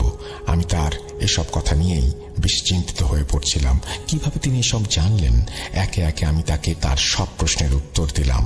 তারপর আম্মুর দিকে তাকিয়ে জিজ্ঞেস করতে লাগলেন তিনি, আপনি কি সেই মানুষটাকে দেখেছেন যে আপনার মেয়ের ওপরে বসেছিল? আম্মু হ্যাঁ সূচক উত্তর দিলেন। তিনি দেখেছেন। তিনি মায়ের কাছে জানতে চাইলেন, তার চেহারা কেমন ছিল? তখন মা বললেন তার মাথায় কোনো চুল ছিল না। আম্মু যখন ঘরে ঢুকছিলেন তখন তিনি তাকে আমার কোমরের ওপর বসে থাকতে দেখেছিলেন এবং আম্মু যখন তাকে উদ্দেশ্য করে জিজ্ঞেস করেন তুই কে, তখন সে আম্মুর দিকে তাকিয়ে বিচ্ছিরিভাবে হা হা করে হেসে গায়েব হয়ে যায়। তার চোখ ছিল খুব বড়। আম্মুর মুখ থেকে তার চেহারার বর্ণনা শুনে আমি কাঁপতে লাগলাম, কারণ এটা সেই লোক যাকে আমি রাতের বেলায় পড়তে পড়তে দেখেছিলাম। তারপর ফকির বাবা আমার মাথায় হাত দিয়ে কিছু পড়া শুরু করলেন আর আমি আগের মতো অজ্ঞান হয়ে গেলাম। তার পরের কিছু আমার মনে নেই। পরের ঘটনা আমি আম্মুর ভাষায় বলছি। যখন ফকির বাবা তোমার মাথায় হাত দিয়ে দোয়া পড়া শুরু করছিলেন তখন তোমার উপরে কেউ এসে ভর করে। তারপর সে ছাগলের মতো আওয়াজ করতে শুরু করে, কিন্তু তার আওয়াজ শুনে মনে হচ্ছিল এটি কোনো ছাগলের আওয়াজ নয়, বরং হাজার হাজার ছাগলের আওয়াজ কানে ভেসে আসছে। ফকির বাবা পড়া শেষ করে তোমার দিকে তাকিয়ে বললেন, তুই জানিস এই সময় তুই কোথায় বসে আছিস? ফকির বাবার কথা শুনে তুমি তৎক্ষণাৎ মাথা নামিয়ে ফেলো। ফকির বাবা ধমকের সুরে তোমার ভেতরে থাকা শয়তানকে বলে, তোর কাছে একটা প্রস্তাব আছে। যদি তুই এই মেয়ের কাছ থেকে না যেতে চাস তাহলে সেটা সম্ভব না। তুই জানিস আমি তোর কি হাল করতে পারি, আর যদি আমার গোলাম হয়ে থাকতে চাস তাহলে আমার কাছে চলে আয়, কিন্তু তুই লড়াইটা করার চেষ্টা করিস। তুই জানিস আমি তোর এবং তোর সেই মালিক জাদুকরের সাথে কি করতে পারি। ফকির বাবা এসব বলতে বলতে রুমের দরজা নিজেই খুলে দিলেন। মনে হচ্ছিল যেন কেউ বাইরে বেরিয়ে গেল। ফকির বাবা আবারও শয়তানকে হুমকি দিতে লাগলেন এবং তুমি শান্ত হতে শুরু করলে। আস্তে আস্তে তুমি জ্ঞান হারালে। পরে ফকির বাবা তোমাকে কিছু তাবিজ দিলেন আর পানি পড়ে তোমার মুখে ছেটালেন। তোমার জ্ঞান ফিরে এলে তিনি সেই পানি তোমাকে খাওয়ালেন। তখন তোমার শরীরের অবস্থা একটু ভালো হতে শুরু করেছে। ফকির বাবা তোমাকে জিজ্ঞেস করলেন তোমার কেমন অনুভব হচ্ছে। তুমি বললে তোমার ভেতর থেকে যেন সবকিছু বের হয়ে গিয়েছে, এখন তুমি ভালো বোধ করছো। এরপর ফকির বাবা আবার তোমার মাথায় হাত দিয়ে কিছু একটা পড়তে শুরু করলেন এবং শয়তানকে হাজির করলেন। সাথে সাথে কাউকে উদ্দেশ্য করে বললেন, এটাকে বন্দী করো। আমি অবাক হলাম, কারণ রুমে তুমি আর আমি আর ফকির বাবা ছাড়া কেউ নেই। তাহলে তিনি কাকে এই কথা বলছেন বন্দী করার জন্য? ফকির বাবা এই কথা বলার সাথে সাথেই রুমে যেন কাল বৈশাখী ঝড় বইতে শুরু করলো। কিছুক্ষণ এভাবেই চলল, তারপর সব শান্ত। আপনার মেয়ের ওপরে যে শয়তান ছিল তাকে আমি বন্দী করে ফেলেছি। এখন আমার কাজ সেই জাদুকরকে ধরা। তাকে ধরতে না পারলে আপনার মেয়ের সমস্যাগুলো পুরোপুরিভাবে দূর করা সম্ভব না। চিন্তা করবেন না, আপনার মেয়ে সেই জাদুকরকে দেখাবো খুব জলদি। তখনই আমি তার কৃতকর্মের জন্য তাকে শাস্তি দেব। এখন এগুলো যা আছে তার কোনো কিছুই আপনার মেয়ের মনে থাকবে না। তাকে আপনি পানি খাওয়ানোর সাথে সাথে সে সবকিছু ভুলে যাবে। এই ছিল আমার মায়ের ভাষ্য। এরপর কয়েকদিন আমি বাড়িতেই বিশ্রাম নিলাম, আর সেই বিশ্রামে আমার শরীর আবার আগের মতো হয়ে গেল। সব সমস্যা যেন কেটে যেতে শুরু করলো, কিন্তু আমি তখনও স্বপ্নে সেই ছাগলমুখী মানুষগুলোকে দেখতাম। এভাবেই কয়েকদিন কাটলো। একদিন আমি কলেজ থেকে ফেরার পথে এক ব্যক্তিকে দেখলাম। সে 3 রাস্তার মোড়ে একটি ছাগলের মৃতদেহ এনে সেখানে ফেলে রেখেছে। সাথে সাথে আমার ফকির বাবার কথা মনে পড়ল। আমি নিশ্চিত ছিলাম এটাই সেই জাদুকর যার জন্য আমার জীবন কিছুদিন আগেও নরকে পরিণত হয়েছিল। আমি ভয়ে জমে গিয়েছিলাম। হঠাৎ কাঁধে কারো হাতের স্পর্শ অনুভব করলাম। এক পরিচিত ব্যক্তি আমার কাঁধে হাত রেখে দাঁড়িয়ে আছেন। তার মুখে হাসি, তার চেহারা ছিল অসম্ভব রকমের সুন্দর। সে আমার দিকে হাসি দিয়ে বলল, বাড়ি চলে যান, এখানে থাকবেন না। আজ থেকে আপনার সব সমস্যার সমাধান হয়ে যাবে ইনশাল্লাহ। তিনি এই কথা বলার পর আমি আর পেছন ফিরে তাকাইনি, বাড়িতে সরাসরি চলে আসি। এরপর থেকে আমি এ ধরনের আর কোনো স্বপ্ন দেখিনি এবং আমার সাথে এরপর থেকে এই ধরনের কোনো সমস্যা আর ঘটেনি। এখন আল্লাহর রহমতে অনেক ভালো আছি। আমার জন্য সবাই দোয়া করবেন। আল্লাহ হাফেজ। এই বলে মরিয়াম আপু তার ঘটনা শেষ করেন। প্রিয় লিসেনার্স, এই ছিল আমার আজকের পাঠানো ঘটনা। ফিরে আসবো আবার নতুন কোনো এপিসোড নিয়ে। সেই পর্যন্ত সবাই ভালো থাকুন, সুস্থ থাকুন। মোস্ট ইম্পর্টেন্টলি ভূত.com এর সাথে থাকুন। আল্লাহ হাফেজ।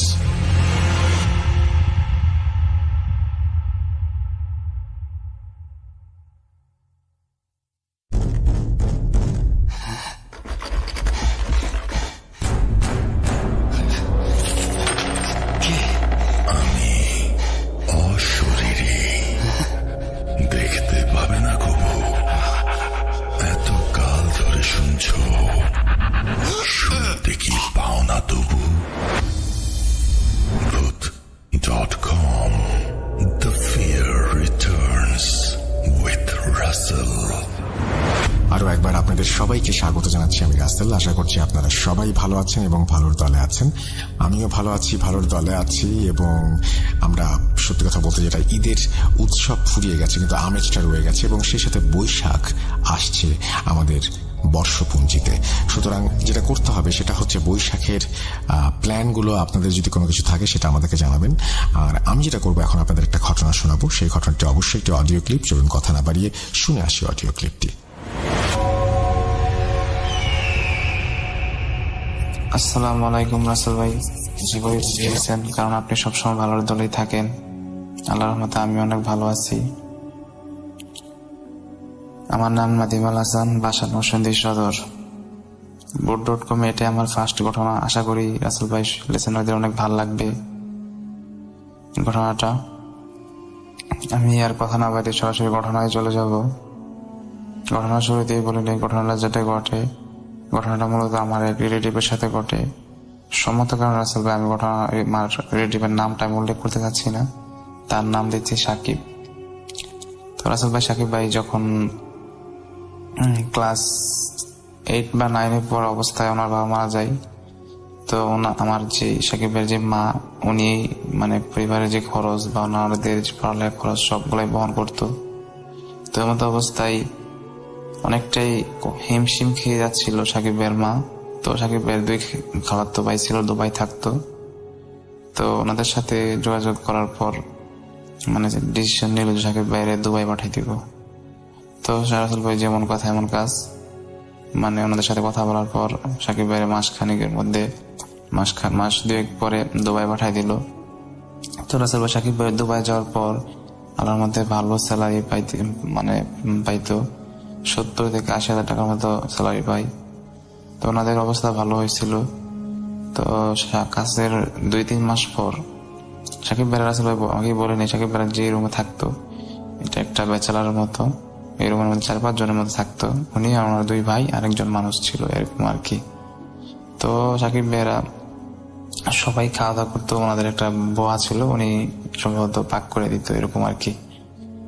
তো সবসময় সাকিব ভাই আবার সবার আগে আসতো, মানে কাজ শেষ করে সবার আগে সাকিব ভাই রুমের মধ্যে আসতো। তো একদিন সাকিব বরাবরের মধ্যে একদিন সাকিব ভাই আসার পর মানে ওনাদের 4-5 জনের যত খাবার আছে, মানে ভাত অথবা মানে তরকারি সবকিছু সাকিব ভাই একলাই খায় ফেলে। তো একলা খাওয়ার পর উনি খাওয়া দাওয়া করে শুয়ে রয়েছে সাকিব ভাই। তো ওনার যে রুমমেটরা আছে রাসেল ভাই, রুমমেটরা আইসা দেখে সাকিব ভাই মানে শুয়ে রয়েছে। তো ভাবছে শুয়ে রয়েছে আর ডাক দিব না, আমাদের খাবার আমরা খাইয়া ঘুমাই যান, কাজ টাজ করে এসে টায়ার্ড, তাই এই জন্য মনে শুয়ে রয়েছে। তো ওনারা যখন খাইতে যাইবো, যাওয়ার মধ্যে গিয়ে দেখে একদম প্লেট মানে এক প্লেটই মানে প্লেট যে প্লেটে খাইছে এই প্লেটটাও ধুইছে না, আর সবার খাবারের যে তরকারি মানে তরকারি বা ভাতের যে ডেক ডিশ কি এগুলা থাকে সবগুলাই শেষ, ফিনিশ। তো ওনারা তো একটু অবাক হয়, কি হইলো বুঝলাম না, এতগুলা ভাত সাকিব একলাই খাইলো। তো সাকিব বাইরে ডাক দিল না, ওনারা আবার নিজেরা পাক কইয়া ডিম ভাজি করে খাই ফেললো। তো ফার্স্টে তো ভাবছে সাকিবের অনেক খিদাটিতে আসছিল, তাই সে একলা খাই ফেলছে। তো ওনার খালাতো ভাইটাই তো মানে ভাই তো, তাই আর ডিস্টার্ব করে নাই। তো এরকম আরেকদিন এরকম সেম ঘটনা, সাকিব ভাই সবার আগে আইসে সবার ভাতটা একলাই খাই ফেলে। তো দ্বিতীয় দিন তো সাকিব রাসেল ভাই একটু জিনিসটা ডাউট লাগছে আমাদের কাছে যে সাকিবের কি হলো বুঝলাম না, ওই দিন এরকম করলো। ওই দিন তো সাকিব রাসেল ভাই কিছু বলে নাই। দ্বিতীয় দিন ওনারা সাকিব ভাইরা ডাকতেছে সাকিব। তো সাকিব 2-3 বার ডাকার পর উঠছে, ওঠার পর বলতেছে তুই এতগুলা ভাত একলা কিভাবে খাইলি, আমরা যে খামো তোর কোনো খেয়াল না, এরকম জিজ্ঞেস করতেছে। সাকিব ভাই বলতেছে যে আমার তো খিদা লাগছে তাই আমি খাই ফেলছি। তো এই জিনিসটা রাসেল ভাই আমাদের কাছে অনেকটাই অবাক লাগতেছে, বুঝলাম না তোর কি 2 দিন পর এত খিদা লাগে 4-5 জনের ভাত একলা তোর খাই ফেলতে হইব। তো রাসেল ভাই এরকম দ্বিতীয় দিনও কিছু বলে নাই, মানে একটু কথা কাটাকাটি হয়েছে, তারপর মানে আর কিছু বলে নাই। তো সাকিবের ব্যবহার চলাফেরা সবগুলো একটু অন্যরকম লাগতেছে।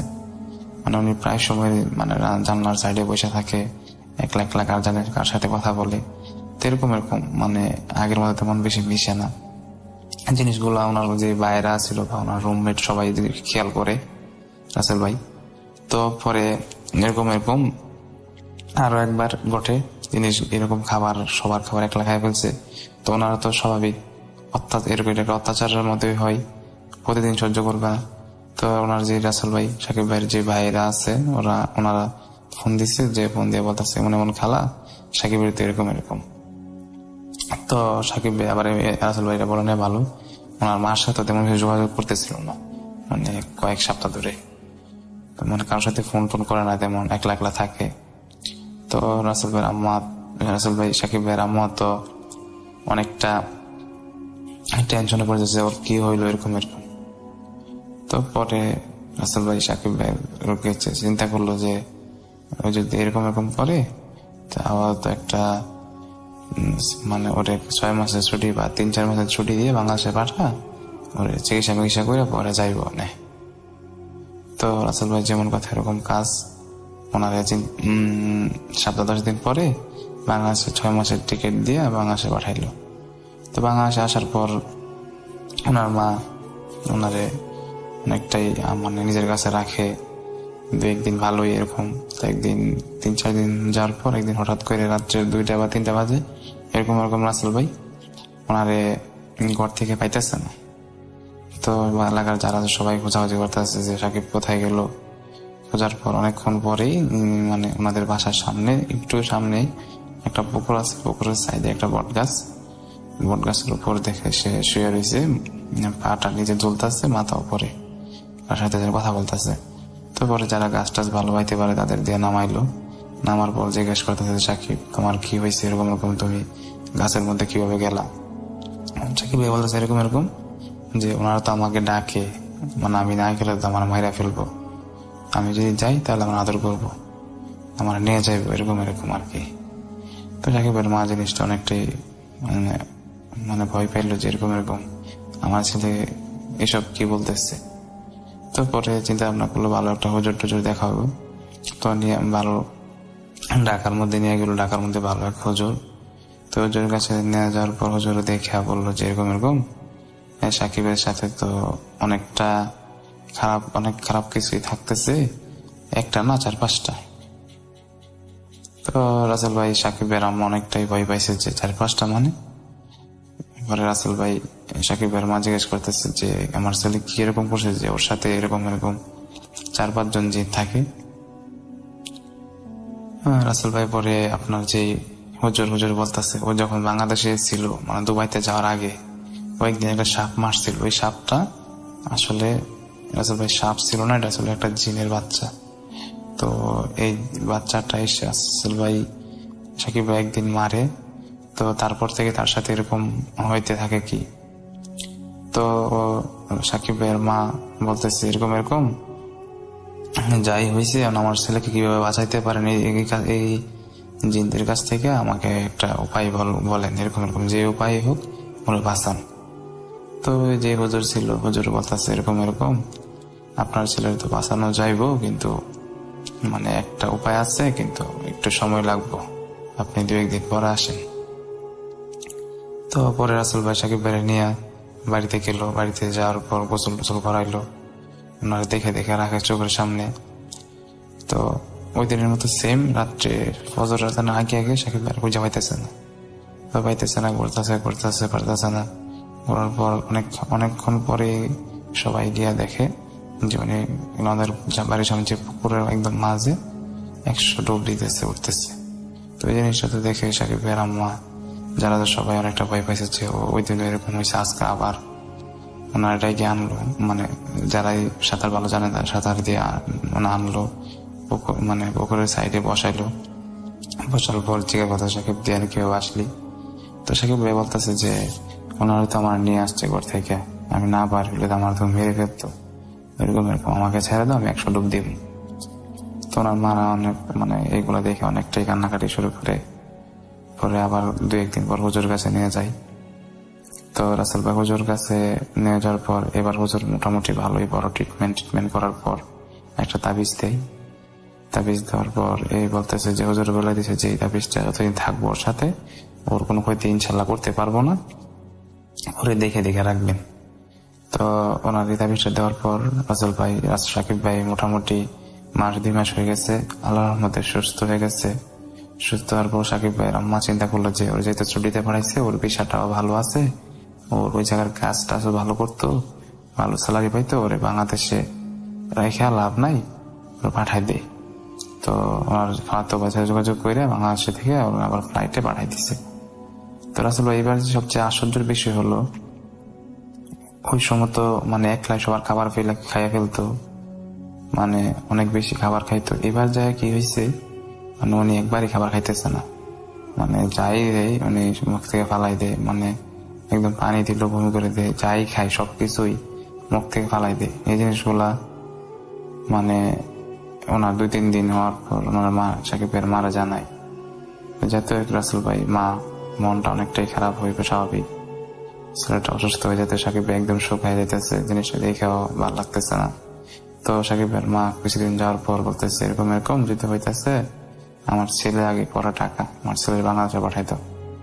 তো এবার রাসেল ভাই সেম ভাবে আগের মতোই বাংলাদেশে পাঠাই দেয়। বাংলাদেশে আসার পর আবার ওই হুজুর কাছে নিয়ে যাওয়ার পর দেখে হুজুর ওনার যে হাতে যে তাবিজটা দিছিল এই তাবিজটা নাই। তো হুজুর জিজ্ঞেস করতেছে যে এরকম এরকম তোমার তাবিজটা কোথায়?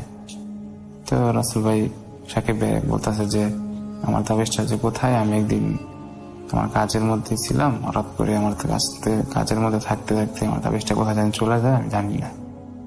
তো রাসেল ভাই ওই আমার মা বলতেছে যে হুজুর যেমনি হোক আমার ছেলের বাঁচান, সুস্থ করেন, এটার যা বিনিময়ে যা লাগে আমি তা দিব।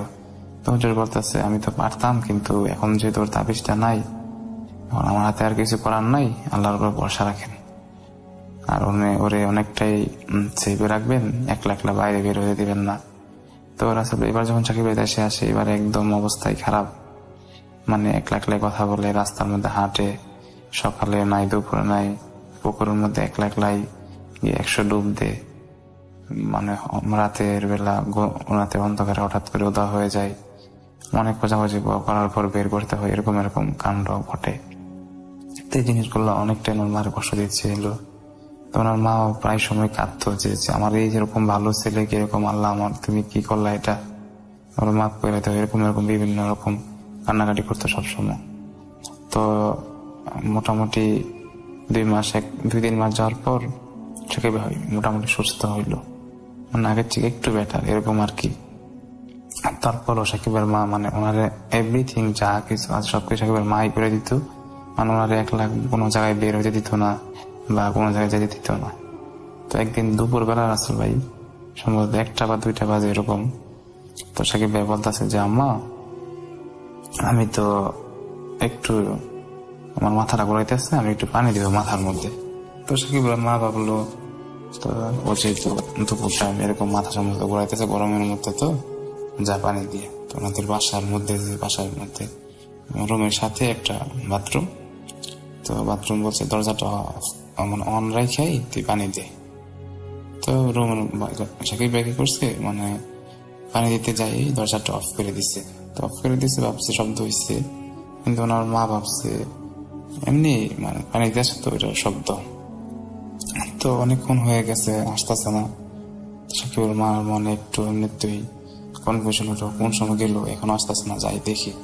তো যাই দরজা লাগাই, দরজা যেহেতু অফ, মানে দরজা অফ, ওনার মা অনেকটাই মানে ভয় পাইছে যে কি হইলো, ও দরজা খুলতেছে না, ডাকতেছে, কোনো রেসপন্স নাই। তো একটু পর মানে সবাই আসলো, আসার পর দরজা ভাঙার পর রাসেল ভাই যে জিনিসটা দেখছে, আমার লিসেনাররা যারা আছে বা আমি সবাই অনেকটাই খারাপ লাগবে জিনিসটা দেখে বা শুনে। ওনার লাশ মানে উনি সেন্সলেস অবস্থায়, প্রথমত ভাবছে রাসেল ভাই সেন্সলেস অবস্থায় শুয়ে পড়ে আছে কমোডের উপর, কিন্তু আসলে এটা না। যখন মানে ওনারে নিয়ে হসপিটাল যাওয়ার পর যখন ডাক্তার বলে যে উনি আর নাই, জিনিসটা শুনে আমার কাছে অনেকটা খারাপ লাগছে রাসেল ভাই, যে সাকিব ভাইয়ের লাশ পর্যন্ত মানে ওরা দিল না, মানে বাঁচতে দিল না, ওনার সাথে নিয়ে মানে শেষমেশ মানে ওরা শান্তি হইল এরকম আর কি। তো রাসেল ভাই অবাক করার বিষয় হলো যে ডিএনএ টেস্টের পর মানে পোস্টমর্টমের পর জানতে পারলো যে এরকম মানে ওনার হাতের ছাপই ওনার মানে গলার মধ্যে, ওনার মানে যে জিনগুলো আছে মানে ওনার ভিতরে বর করে ওনার নিজের হাতে মানে গলা টিপে মারছে। এটা আসলে অনেকটা খারাপ লাগার জিনিস। মানে ওনার জন্য দোয়া করবেন, যাতে আমার বাইরে সবার কাছে দোয়া চাই যেন জান্নাতবাসী করে। রাসেল ভাই এটা বলে আমার ঘটনাটা আমি শেষ করলাম। যদি ভালো লাগে প্লে করবেন, আমার কাছে আরো অনেক ঘটনা আছে, আমি শেয়ার করবো ইনশাল্লাহ। ভালো থাকবেন রাসেল ভাই, ভালো থাকবেন লিসেনার। wood.com দীর্ঘজীবী হোক।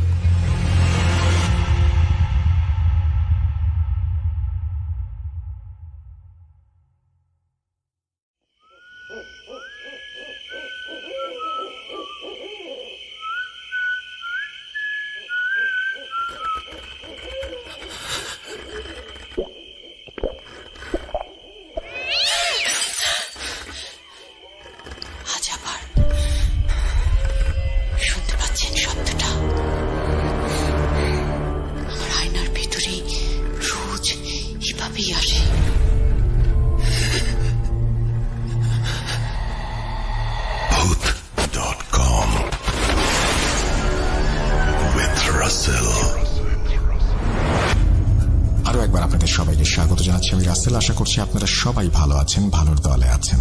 আমিও ভালো আছি, ভালোর দলে আছি। এবং এখন আমরা তৃতীয় অডিও ক্লিপে যাব।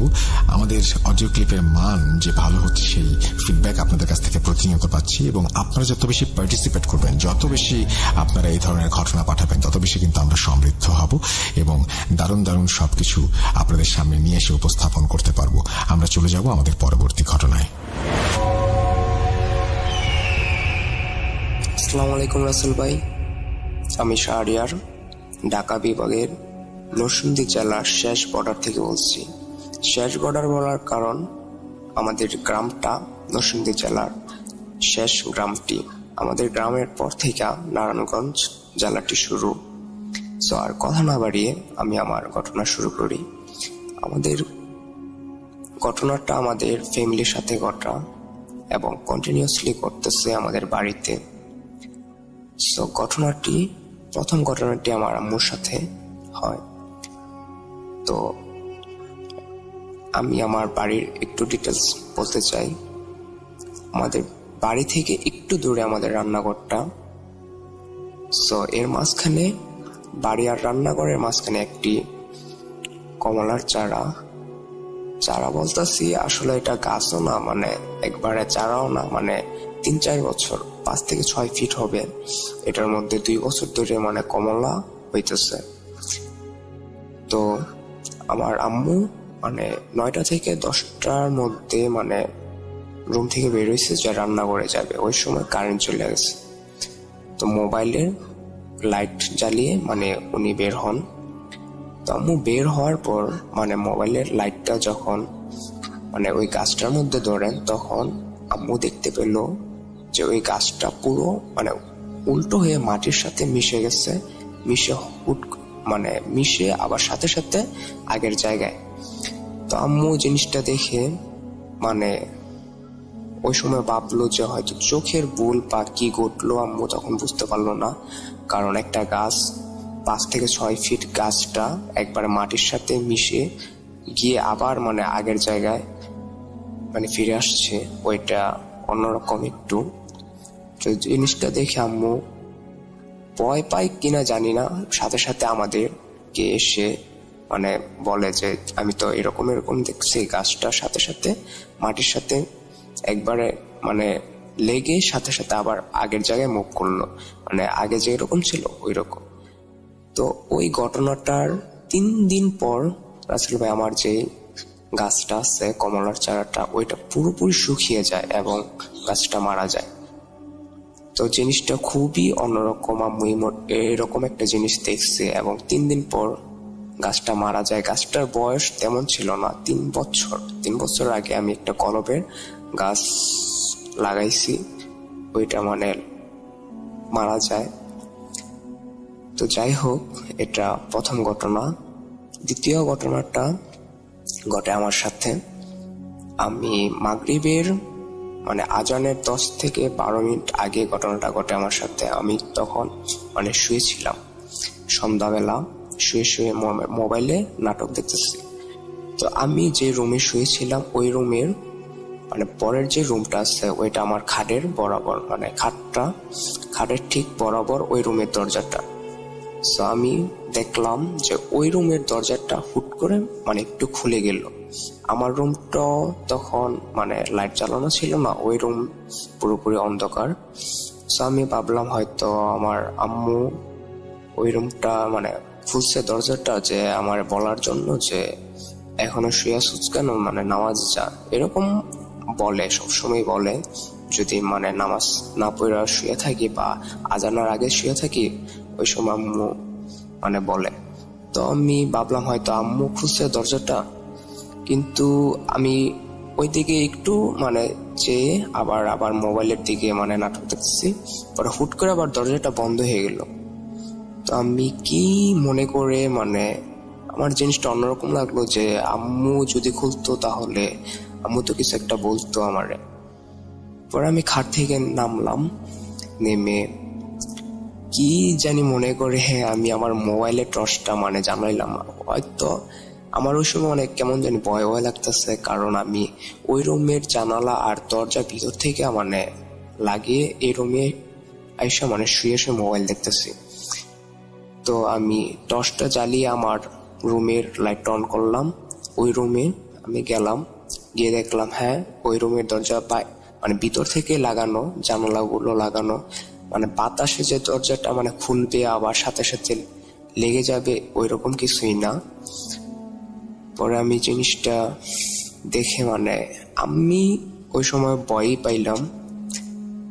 ওইটা আমি আম্মুরের সাথে সাথে জানাইলাম।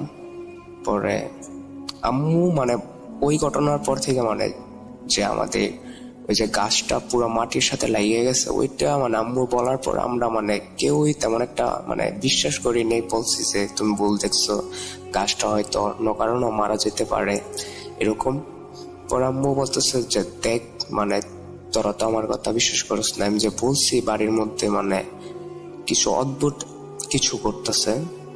পরে ওইটা মানে আমার চোখের ভুল হতেই পারে না, কারণ আমি দেখলাম যে দরজাটা পুরো খুললো, ওই রুমে অন্ধকার ছিল ওইটাও আমি দেখছি, এবং 5 থেকে 6 সেকেন্ডের পর আবার দরজাটা মানে অটোমেটিক লেগে গেল।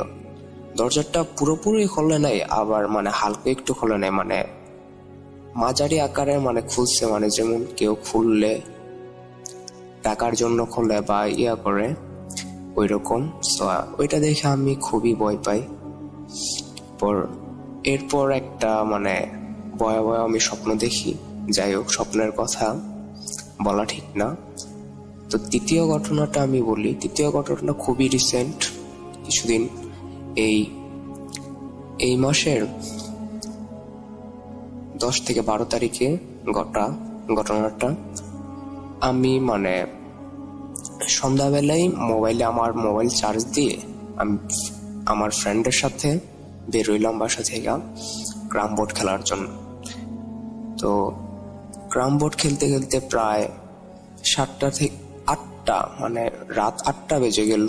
গ্রামের 8টা, যদিও এখন আমাদের গ্রামটা মানে শহরের মতো নই, উন্নত, মানে আগের গ্রামের মতো না যে 8টা বাজলে সবাই ঘুমায় যায়, এরকম না, সবাই 11টা 12টা বাজেই ঘুমায়। তো এখন রাসেল ভাই এখন কিছুদিন ধরে মানে রাত্রে 12টার পর থেকে মানে চাঁদ উঠতেছে ঠিকই, কিন্তু সন্ধ্যাবেলাটা খুবই অন্ধকার থাকে, একবারে কালো যে অন্ধকারটা আছে ওইটা।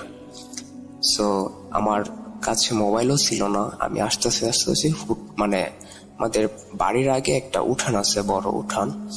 সো উঠান আসতেছি, কালো মানে অন্ধকারে কিছুই দেখতেছি না, সবই মানে কালো কালো লাগতেছে।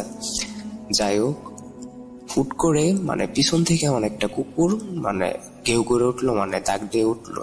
সো এখন মানে কুকুর খুবই আক্রমণাত্মক, মানে কুকুর মানে এই সময় নাকি পাগল হয়ে যায়, মানে কামড় টামড় দেয়।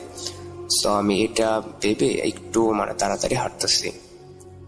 তাড়াতাড়ি হাঁটার সময় রাসেল ভাই হুট করে মানে কি যেন মানে আমার কপালে এসে মানে বাড়ির মতো লাগলো, যে কিছু একটা আমার কপালের মধ্যে এসে মানে বাড়ি দিচ্ছে এরকম। সো আমি বুঝতে পারলাম না, আমি খুবই তাড়াহুড়া করে মানে রুমে চলে আসলাম। আম্মুরে দেখাইলাম যে দেখো তো আমার এখানে কি হয়েছে। পরে আম্মু দেখতেছে মানে জিনিসটা লাল হয়ে রয়েছে জায়গাটা। আমিও আয়নার মধ্যে খেয়াল করলাম খুবই লাল হয়ে গেছে। পরে একটু পরে জায়গাটা খুবই ফুলে গেল। সো এই ছিল রাসেল ভাই আমার সাথে অদ্ভুত কিছু ঘটনা আমাদের সাথে। কি বাড়ি দিল ভাই, কিসে বাড়ি দিল আমি কিছুই বলতে পারবো না, আমি কিছুই দেখলাম না। আর এমন না যে কেউ অন্য কোনো মানুষ এসে বাড়ি দিবে, কারণ উঠানটা খুবই বড় ছিল। যদি কোনো মানুষ যদি আয়সা বাড়ি দিত বা বাড়ি দেওয়ার পরে দৌড়ে মানে চলেও যেত, আমি আওয়াজটা শুনতে পাইতাম, বাট আমি কিছুই শুনতে পাইনি। আমার কপালটা এখনো ফোলা আছে আমি যে রেকর্ড করতেছি। এই ছিল রাসেল ভাই আমার সাথে, আমাদের ফ্যামিলির সাথে ঘটে যাওয়া কিছু ঘটনা। যদি ভালো লাগে তাহলে লিসেলামদের শোনাবেন। আসসালামু আলাইকুম। ওয়েলকাম ব্যাক, আপনাদের সবাইকে স্বাগত জানাচ্ছি। আমি রাসেল, আশা করছি আপনারা সবাই ভালো আছেন, ভালোর দলে আছেন। আমিও ভালো আছি, ভালোর দলে আছি। আর এই ছিল আমাদের আজকের বিশেষ আয়োজন। যদি ভালো লেগে থাকে অবশ্যই আমাদের জানাবেন, যদি ভালো না লেগে থাকে তাও আমাদেরকে জানাবেন। আমরা যেটা করতে চাই, আজকের মতো বিদায় নিতে চাই, ফিরে আসবো আবারও আগামী সপ্তাহে। সেই পর্যন্ত সবাই ভালো থাকুন, সুস্থ থাকুন, মোস্ট ইম্পর্টেন্টলি ভূত.com-এর সাথে থাকুন। এবং আগে কিন্তু একটা সময়ে ছোট্ট কথা বলে শেষ করি, ঈদে যেমন আমরা বাড়ি গেলাম না কয়েকদিন আগে কিন্তু বৈশাখেও মানুষ বাড়ি যেত, পরিবারের কাছে ফিরত। এবং এমনও হতো যে আগে তার মোবাইল ফোনের ব্যাপার ছিল না, বৈশাখে যারা জানিয়ে যায়নি বা যারা জানাতে পারেনি তাদের জন্য বাড়ির মানুষরা ওয়েট করতো যে আজকে তো বৈশাখ, এই বৈশাখে নিশ্চয়ই ছেলে ঘরে ফিরবে। তো এরকম একটা ব্যাপার ছিল। যাই হোক, বৈশাখের কথায় মনে পড়ে যাচ্ছে অনেক কিছু। আপনারা সবাই ভালো থাকবেন, সুস্থ থাকবেন, মোস্ট ইম্পর্টেন্টলি ভূত.com-এর সাথে থাকবেন। আল্লাহ হাফেজ।